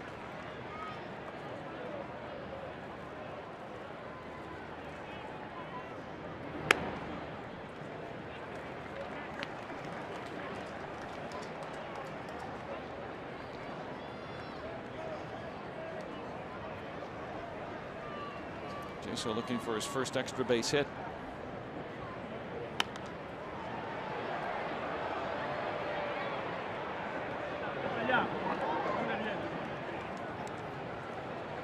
When you get in a little spell like that at the beginning of the season, it's always tough because you see that batting average. But you know, that happens in June or July, and it's, you know, your batting average sinks a little bit, but it's not as You don't pronounced. have to look at the bingo number. That's what happens to you early on. I get what you mean, yeah. 0-77. Well, he draws the walk. So put that in the hopper. Pirates have had the leadoff man on 1, 2, 3, 4 innings today.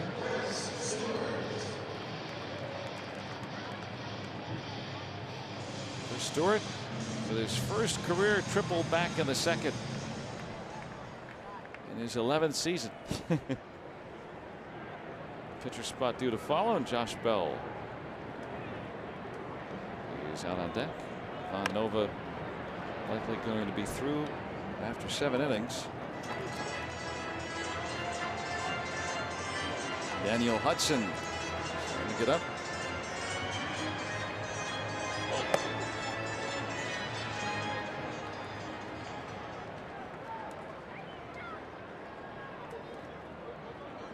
Nova's been about as solid as they come.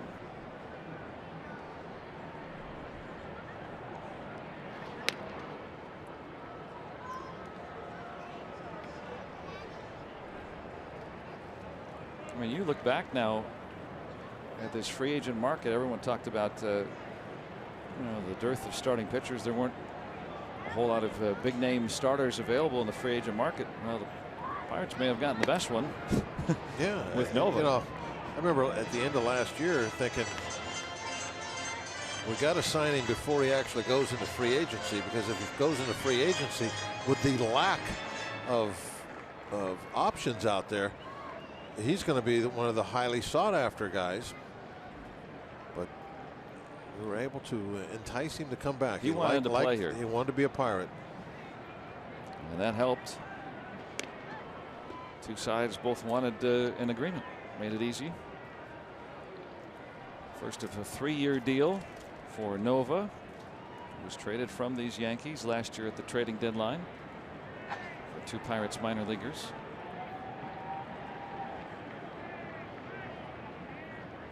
Jaso is running. Hit and run works. Jaso's going to try for third, and he's in, and so they put a little action on, and the Pirates in business here in the 7th. Beautifully done. 1-1 hit and run. You know, Stewart's a good guy to do that with. You know, we kid about the smart hitting, but he's a good situational guy, and he knows what he needs to do in that spot there. Just don't overswing, get a ball out, put out play. Jaso watching what's going on at the plate the entire time. He knows that that ball's going to get hit. Goes to left field. He's got the play right in front of him and can easily see that he can get to third with nobody out. Josh Bell pinch hitting. 0 for 2 this year as a pinch hitter. The Yankees are very confident in their offense. They're willing to trade it out here, or even 2 outs for a run and fall back by 2. They get the middle infield. Now they start to creep in a little bit. They had him back on that first pitch. Maybe didn't look into the dugout in time. 2-0 now. Yeah, now you see that first pitch. The middle infield was playing back, double play depth, conceding a run to maybe get 2 outs on a double play. But which is basically saying, hey, we're pretty confident we can get 2 runs we're with 6 outs left. We're not worried about falling 2 runs behind. I can see that argument the way they've scored runs this year, but still, it's unorthodox. It's not what you normally see in this situation. Team 1-1 down doesn't want to be 2 runs down, not this late in the game.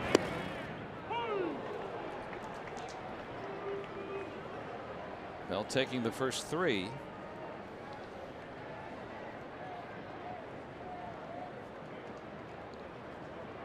Infield creeping in. Pirates trying to add to their 1-run lead in the 7th. 3-1.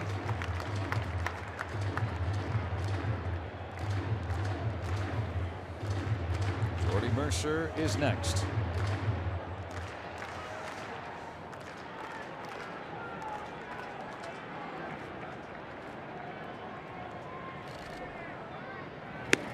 And he draws the walk.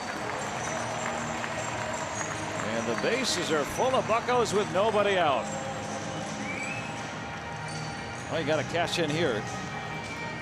Pirates had this situation in the first inning, got 1 out of it. Need at least that here in this inning. Larry Rothschild, Yankees pitching coach. So Mitchell has come on and hasn't retired a batter. Well, with the base on balls, if you're looking for some kind of a positive for the Yankees out of that, is when now you have that force out at home, which makes it a little bit easier for them to stop that run from scoring instead of it being a tag play. But the other side of that coin is if you walk another guy, it's going to cost you a run. It makes it tougher to throw those borderline pitches, knowing that if it's ball 4, it's 3-1 instead of 2-1.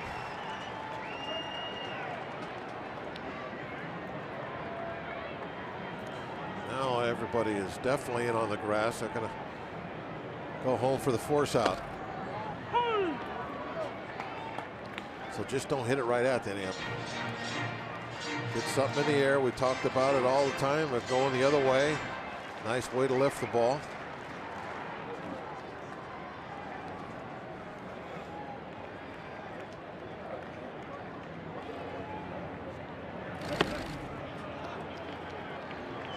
On a strike on Mercer.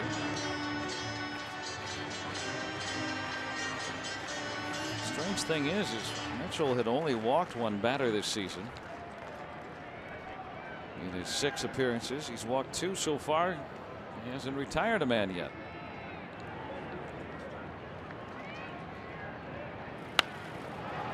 Trying to do that. Trying to lift it the other way.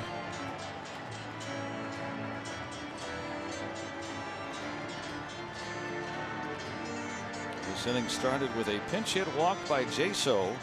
Chris Stewart on a hit and run moved him to 3rd, and then Bell pinch hitting worked a walk.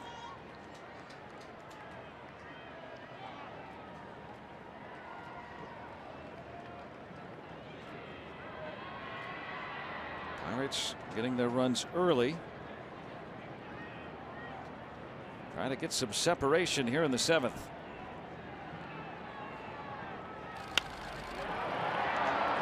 Well, let's see. Gardner a fair arm in left, and that's not very deep. And with nobody out, you don't want to chance that.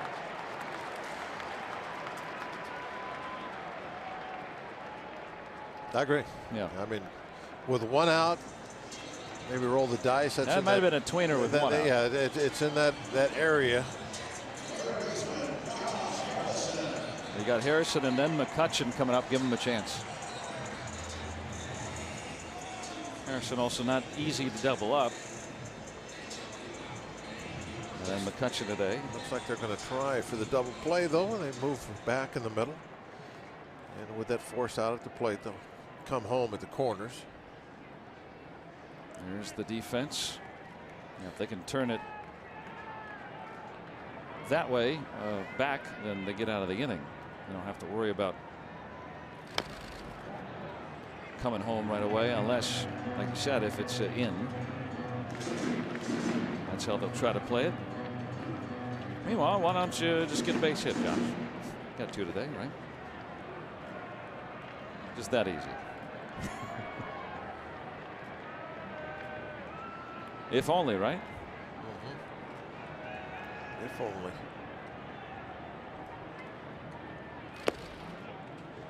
Good backhanded stop by Higashioka. Rookie catcher. Out there for his 4th big league game today. Base is full of buccos with 1 out.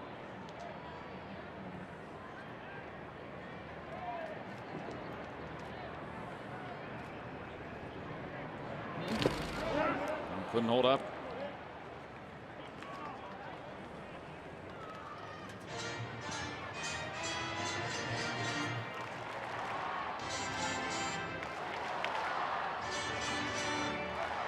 Well, the bases were full with nobody out.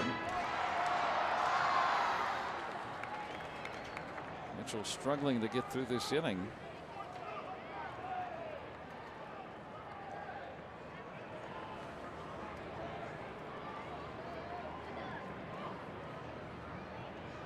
One, 2. Should stayed on that one at 97.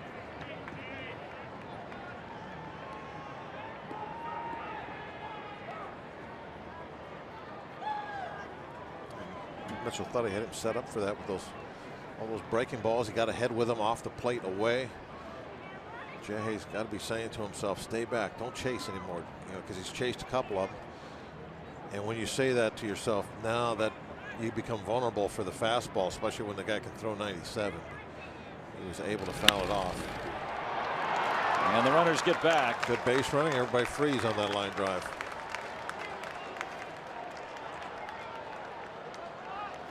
A hard hit, but right at the shortstop Torres. After that fastball went back to the breaker and left it close enough that Jay could go out and actually hook this ball. That was away from him. But it was an Adam ball. Right at him. Pirates now 1 for 9 with runners in scoring position. It's up to McCutchen. He had the bases loaded, nobody out in this inning.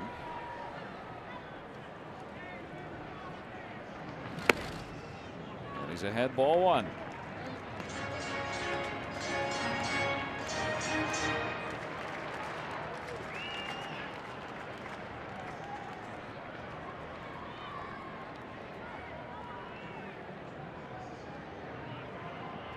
Try to get those gold shirts in.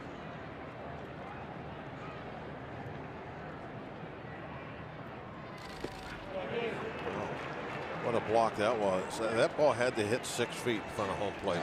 I can see the splash mark in the third out there. I mean, that was a wild pitch.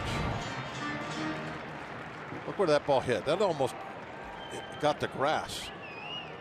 How did he keep that one from going to the backstop? It was like an infield ground ball. Yeah. How do you throw that pitch? How do you miss out by the edge of the grass?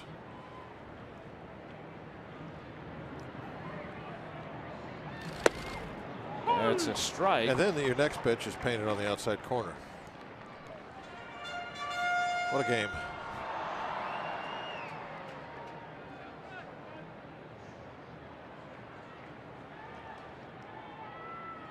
Joe Girardi against Clint Hurdle, the managers. Who's going to take this series? This could be the at bat that decides it. And McCutchen taking that fastball there. Throws that slider at 90-91 and then fastball at 97. Like you said, it's tough to pull the trigger. If you're telling yourself to stay back, and that 97 could be more than sneaky. It can get up on you real hurry. And he struck him out. There it is, same pitch again. Well, that is improbable. Bases loaded, nobody out, and the Yankees don't allow a run.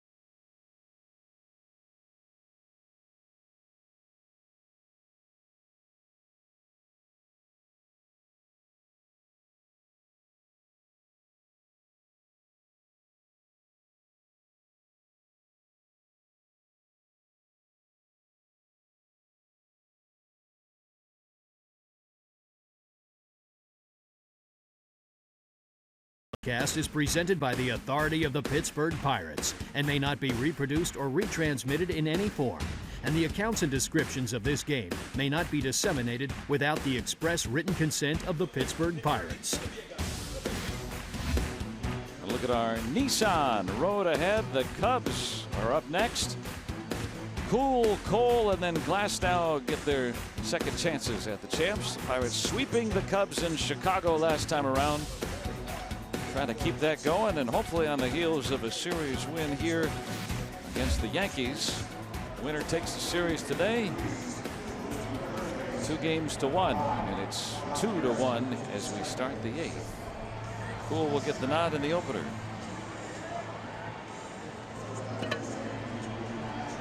Some defensive changes. David Freese swings across the diamond. Josh Harrison goes from third to second base. John Jaso stays in the game to play over at first.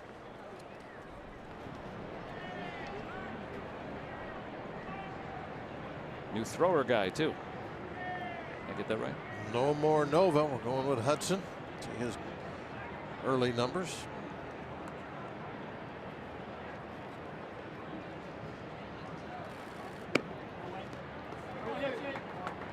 Pirates led since Freese's sac fly in the first.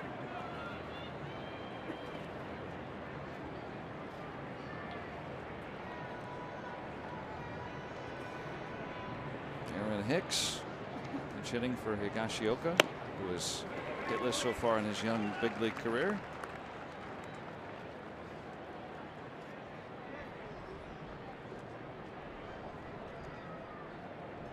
Ex-twin Chris Carter, who came in on a double switch earlier.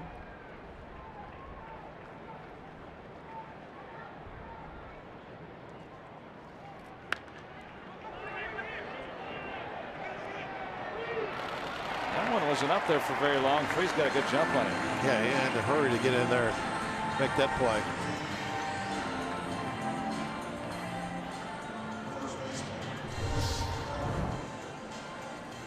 Good pitch inside, really jamming Hicks, and because of that, the ball just went up there a little ways. Freese had to hurry. He was already playing a little shallower maybe than you would on a slow right-hand hitter. Like Carter right now, I mean, you can look and see where Freeze is, very deep. That's a long way to run to make that same catch. Carter with a pinch hit 3-run home run yesterday. But then Carter's probably going to hit it higher. How many home runs? 41 last year. 41 with the Brewers. They did not offer him a contract, and late in the offseason he signed a deal. Took him a while to find a home. A lot of strikeouts came with those home runs. Yeah, he led the league in that too, more than 200.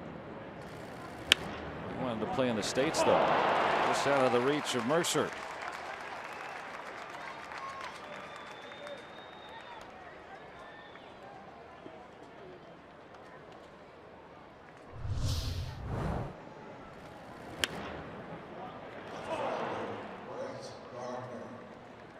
Well, the Yankees only their 5th hit today.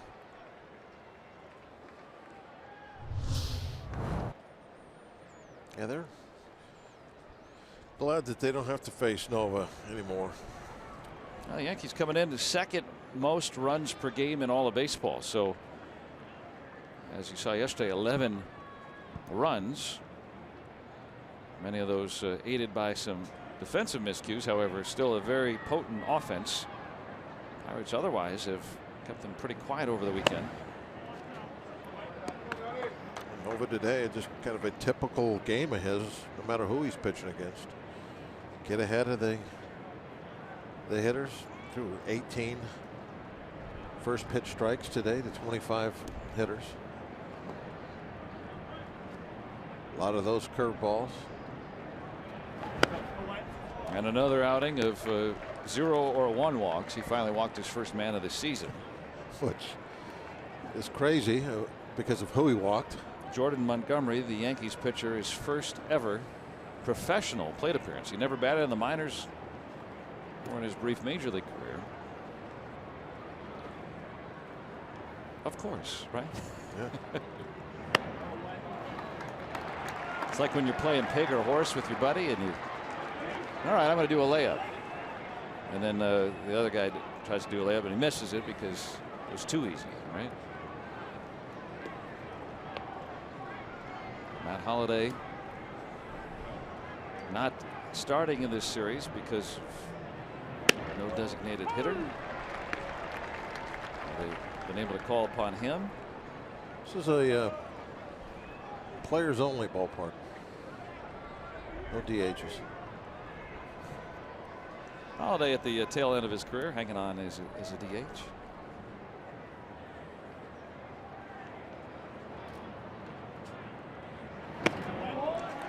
And ball 4. And the Yankees now push the tying run into scoring position.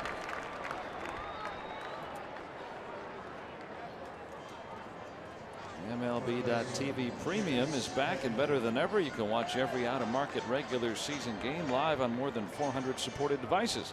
Plus, you get a free subscription to At Bat Premium. Blackout and other restrictions apply. Visit MLB.TV for details.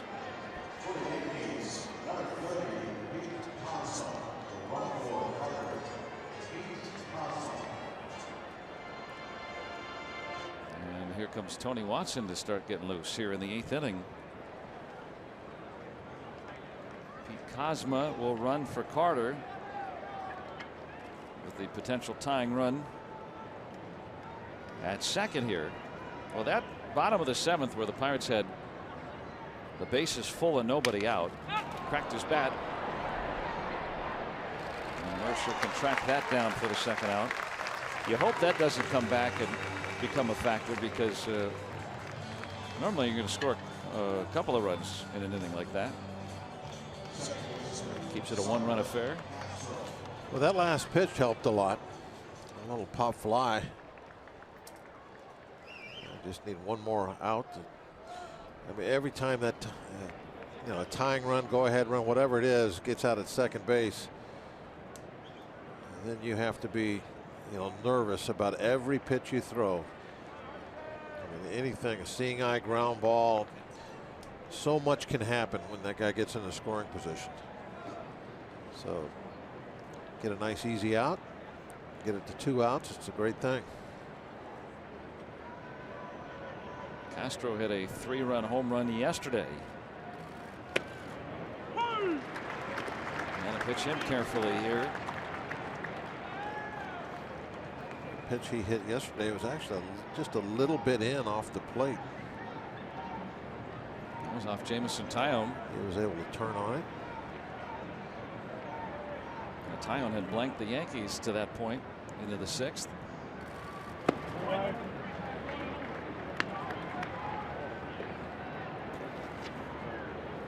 Tyone ended up getting assessed 4 runs.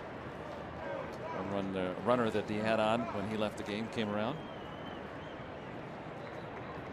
The game took many twists and turns in the later innings yesterday.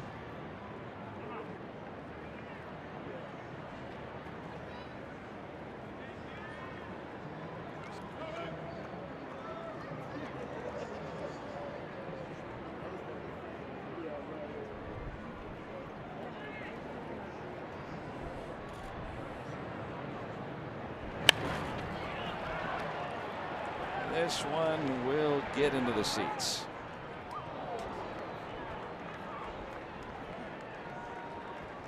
Now Hudson ahead in the count, 1-2.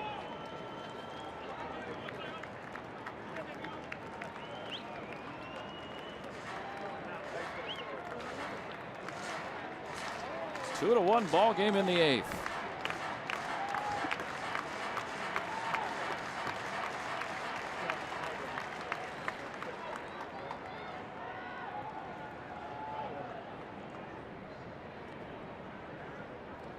Can Hudson get out of the jam? Castro stays alive.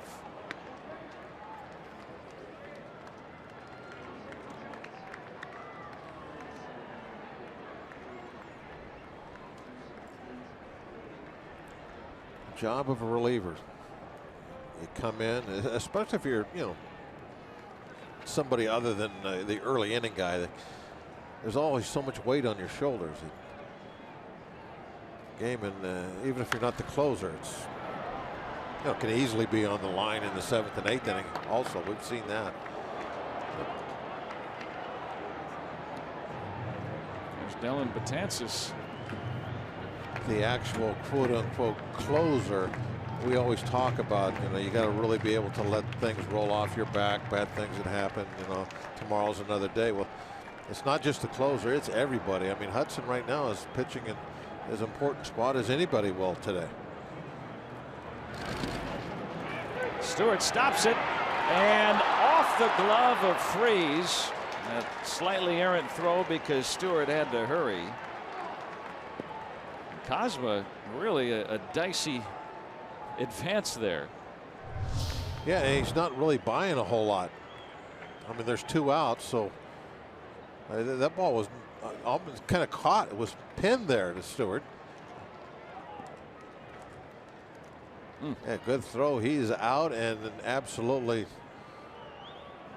bad gamble with 2 outs to move up. It worked on the wild pitch. Doesn't make it a good thing because it worked, but you know what I mean? Yeah. It's still over 6 months. That's going to cost you some ball games doing that. 2-2. Gardner was running on the pitch.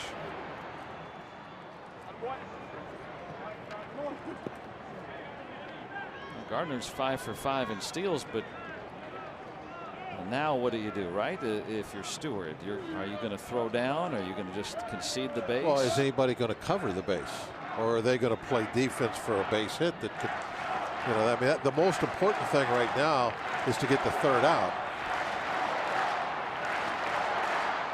This crowd of 27,000 plus has come alive. Trying to see the Pirates keep their lead here in the 8th. Tying run at 3rd with 2 outs.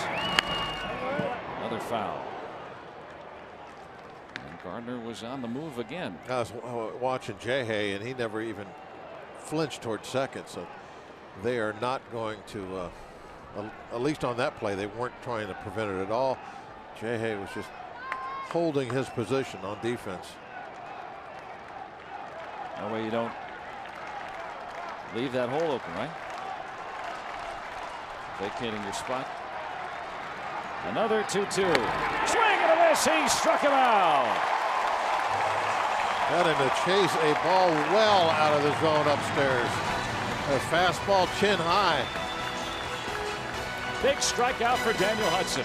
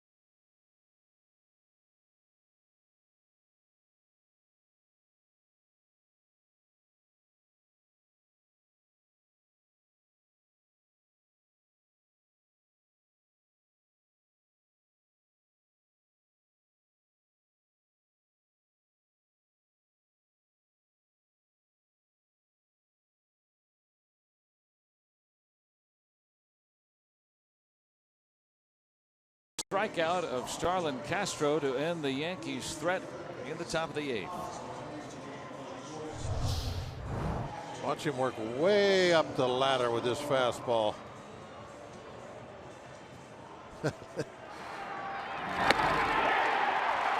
That's what it's all about right there. It doesn't matter that the game's not over. That was a big spot. Came up with a big pitch. 95-mile-per-hour fastball on the 9th pitch of the at-bat.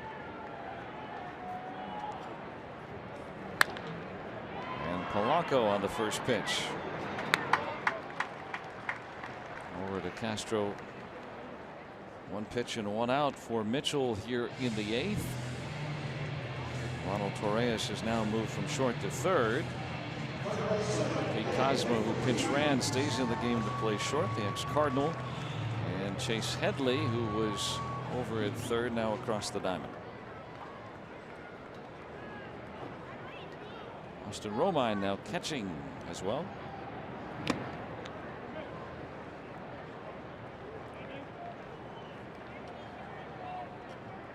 Aaron Hicks stayed in the ball game as well. He's over in left field. Good rangy outfielder. Like the 6th inning of a spring training game. I'm gonna run out of ink on my fake pen here. All the changes. That's a foul ball.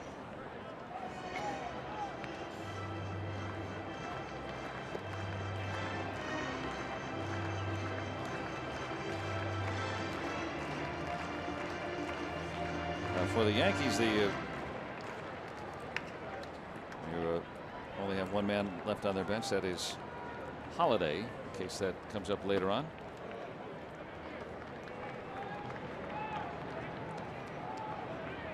Just soon not see him come up in a pinch hitting situations. All the damage he's done against us over the years as a Cardinal. I think the pitcher spot is due up third. Gets out of the way of that one. Called it strike 3. Swung at him.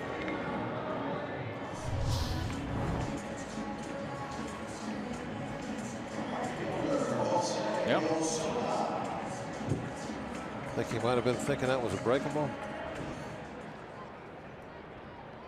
Yeah, Mitchell, after that loading the bases with nobody out in the 7th, he's retired 5 in a row and really is. The Pirates hitters looked off balance.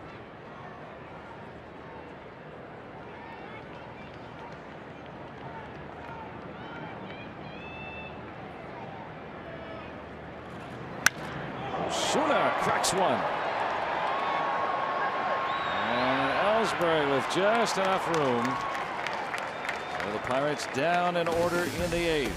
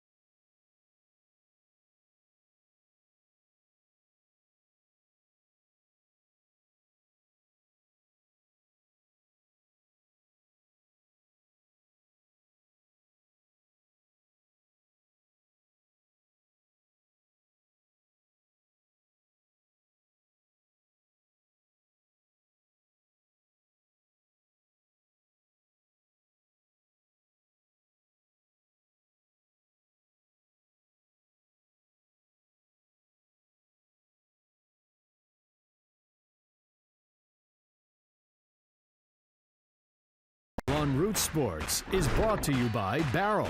Visit our brand new Kia showroom in Wexford. More vehicles than ever at the very best prices. And by Levin's, the official furniture and mattress supplier to the Pittsburgh Pirates. For the best quality, service, and value, shop Levin's. Let's go Bucks! On our UPMC scoreboard, the Pirates take a 2-1 lead into the 9th. Pirates trying to take the series. Yeah, the Pens getting ready for the 2nd round. And thinking back to a 1-run win. You get a final game of a series against the Yankees. A Point Park Instagram from Mike.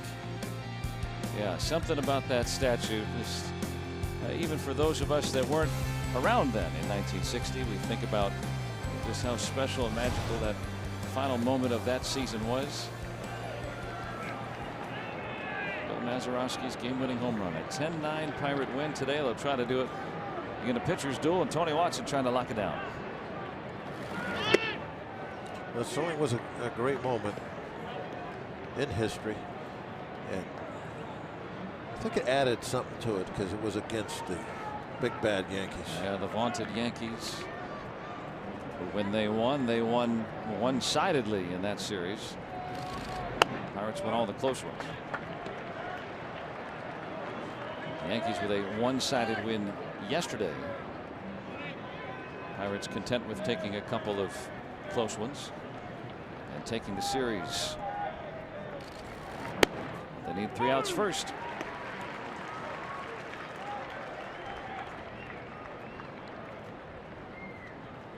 Ellsbury 1 for 2 in his career against Watson. Homered his last time up. Accounted for the lone Yankees run. And that's the last man available on the Yankees bench. The pitcher spot due up 3rd. You got Ellsbury, who is homered today. Judge on deck, who homered yesterday, that team leader in home runs, and then Holiday. Yeah. Don't want to put anybody on because that home run threat is there.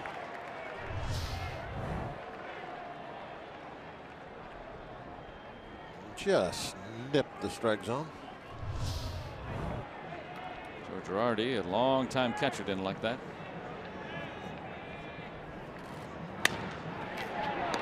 Caught by Jaso. 1 out.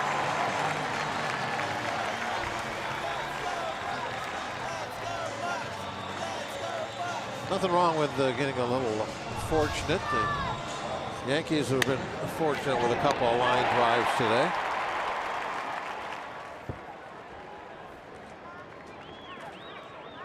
Especially when the base is loaded on that one that Jay hit.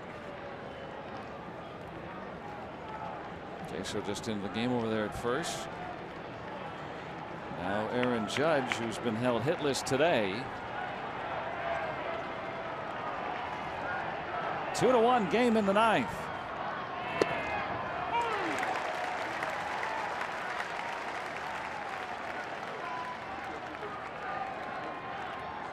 And playing no doubles. Very deep in the outfield.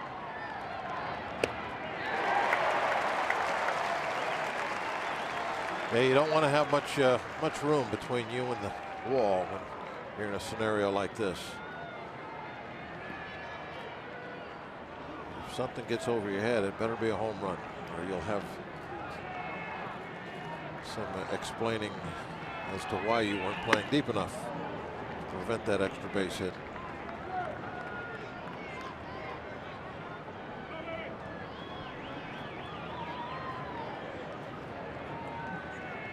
Where's number 99?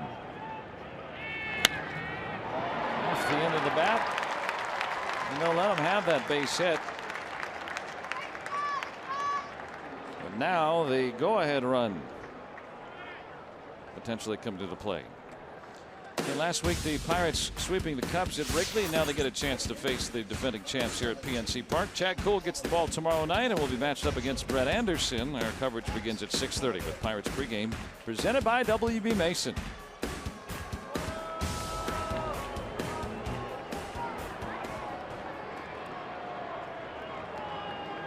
So Judge, the potential tying run at first with 1 out. And a very fast base runner. And Matt Holliday, the last position player available to Joe Girardi. I hope it's not the same, but there he is. Key moment, obviously.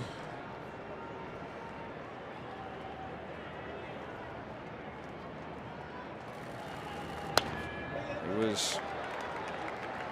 had an impact as a pinch hitter with the Cardinals in that final series of the season when the Pirates went to St. Louis. Homered and then had a base hit in that series. He has homered against Watson in 15 at bats, but Watson has struck him out 8 times and stays ahead 0-2. Make a little bit better pitch 0-2 than that one.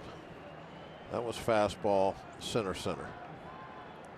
Proves the fact that everything down the middle doesn't get crushed.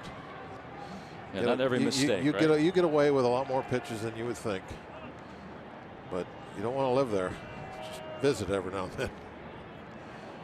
Another 0-2. Much better. Yeah, when you see a guy foul a ball straight back, he just missed it. Get out of the middle of the plate.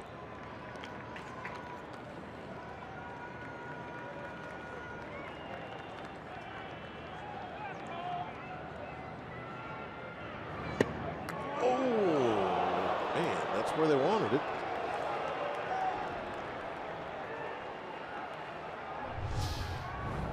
You see that the glove was just a little bit off the plate, and Watson hit it. Now Holliday has worked the count even.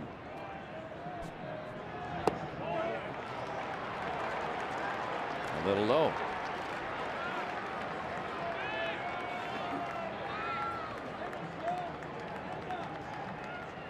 Ronald Torreyes, a hit today, 4 yesterday.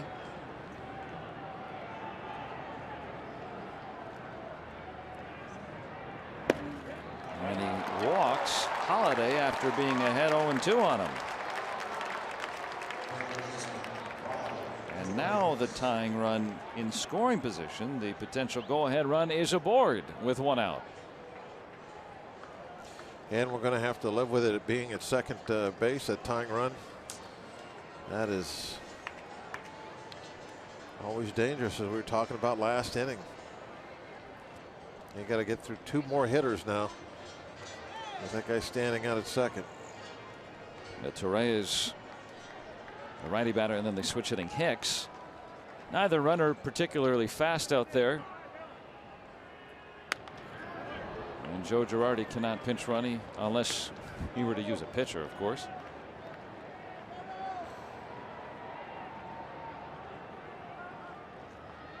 Aaron Judge, even though he's pretty big, still gets around okay. Holiday not very fast at first these days. 2-1. The Pirates have led since the first inning.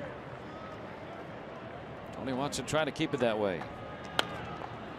And he's ahead on Torres, 0-2.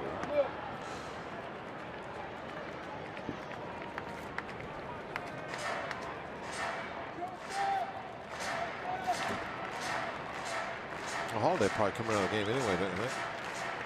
Well, he would be the guy you'd pinch run for. Right.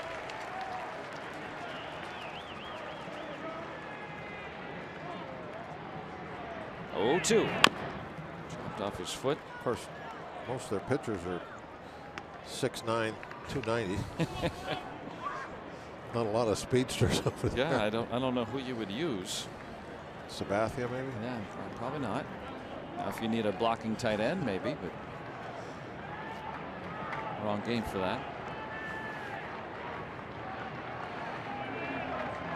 Yeah, not a lot of choices over there for pinch running.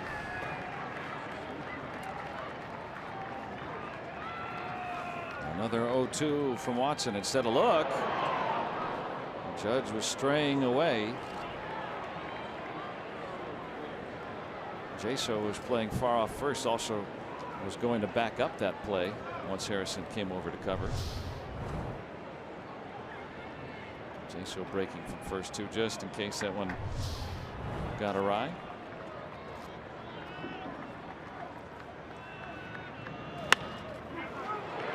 Would this end it? Instead, everyone is safe. That's an error on Josh Harrison. Game should be over. Well, this has been a theme most of this season. Yeah, the defense has not been good yet this year. Of course, yesterday's game was you would have to say was the worst as far as the defense that was played. Yeah, this mistake has a big impact.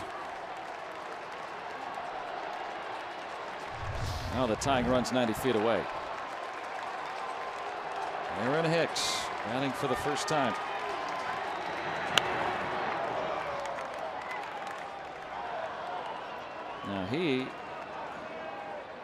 Now meaning Hicks, tough to double up too. Has grounded into a pair of double plays already this year. I'd love to get a second shot at it. Yeah. And see if we could. Frazier made a misplay that opened the gates for a 5-run 8th. Watson's been ahead 0-2 on the last 3 hitters. Hicks way behind that one.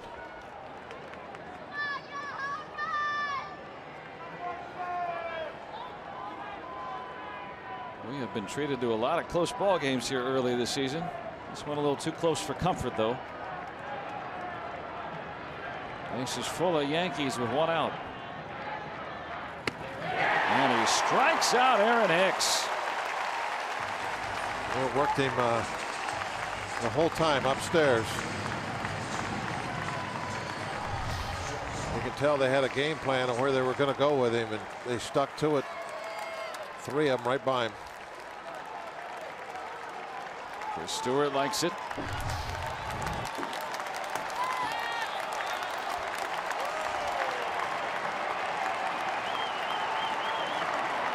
Tony Watson trying to pick up his infielder.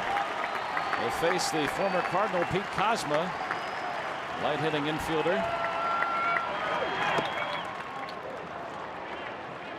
Kozma 0 for 2 in his career against Watson. A .221 career batter.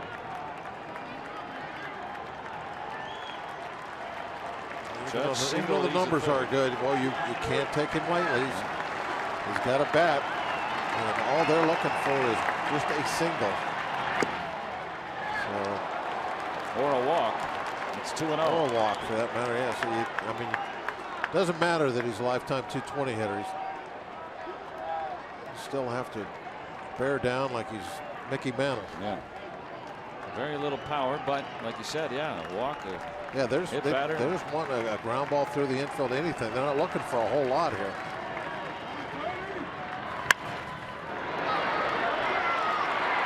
And the ball game is mercifully over.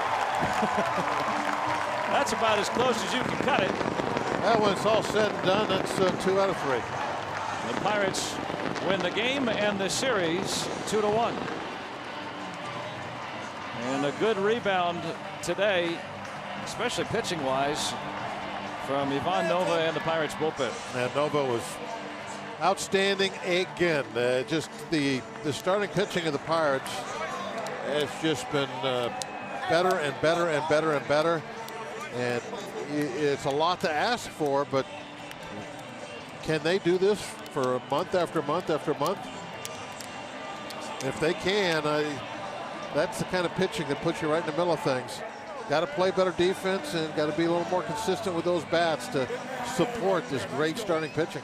This Yankees team came into the series winners of 9 of 10, and the Pirates take 2 out of 3 from New York here in this series. Time now for the post-game show. Here's Paul and Teague.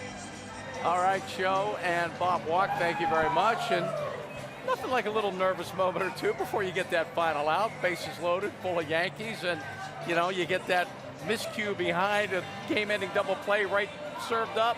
You think you might have to pay a price for that. Mr. Watson made sure that it was elementary at that point. That's kind of why closers are closers, because they can actually survive through that. Sometimes you're not always the most confident person in the ballpark that you're going to be able to get out, but you know you find a way. And Tony did a great job today of getting out of that. The Pirates had played such good defense all day long, and then they have the error there in the top of the 9th inning to give the Yankees that extra opportunity. And you're going, oh no, here we go again. But not today. Not today. Pirates win the series, win the game. Let's head down to the field. That's where Robbie and Smikowski is standing by with catcher Chris Stewart. Gentlemen. Chris Stewart today with a triple and a singles. The Buccos win the series over the New York Yankees here at PNC Park. Chris, first time a series wasn't a sweep. But what did it take here, all 3 games, to come away with a series victory? It took big pitching today. Nova came out, threw a heck of a game. Gave up 1 big hit. Other than that, he went out, he got a bunch of big outs. Our bullpen came in, got a bunch of big outs in some tight situations, and we closed it out for the win. When you look at Nova, he said after his last start, I am not afraid to throw strikes anymore. What has led to his efficiency being so well and so effective? I think he just realizes what happens when he does throw strikes. Gets a lot of ground balls. A lot of balls in play. We make plays behind him as a defense, and just realize he can go a lot deeper in the game when he's throwing strikes. You played with Ivan Nova for the New York Yankees. How pumped up was he today to face him? Oh, I'm sure it was huge. A lot of emotions going on. It's always good, when you get a chance to play against your ex-team, and he went out and he did a great job, and you couldn't ask for anything more. Chris Stewart, 11 big league seasons, 1,182 plate appearances, and you finally can check off, hit a big league triple off your list. How do you describe that feeling when you're on third base for the first time ever? Very tiring. I wish I would have pulled it a little more and I could have trotted around the bases, but I put it in the deep part, and fortunately I was able to come around to third. It was a big hit, but overall just a big win for us today. Cubs come into town tomorrow for 3 games. What do you expect to see from them? Another 3-game sweep.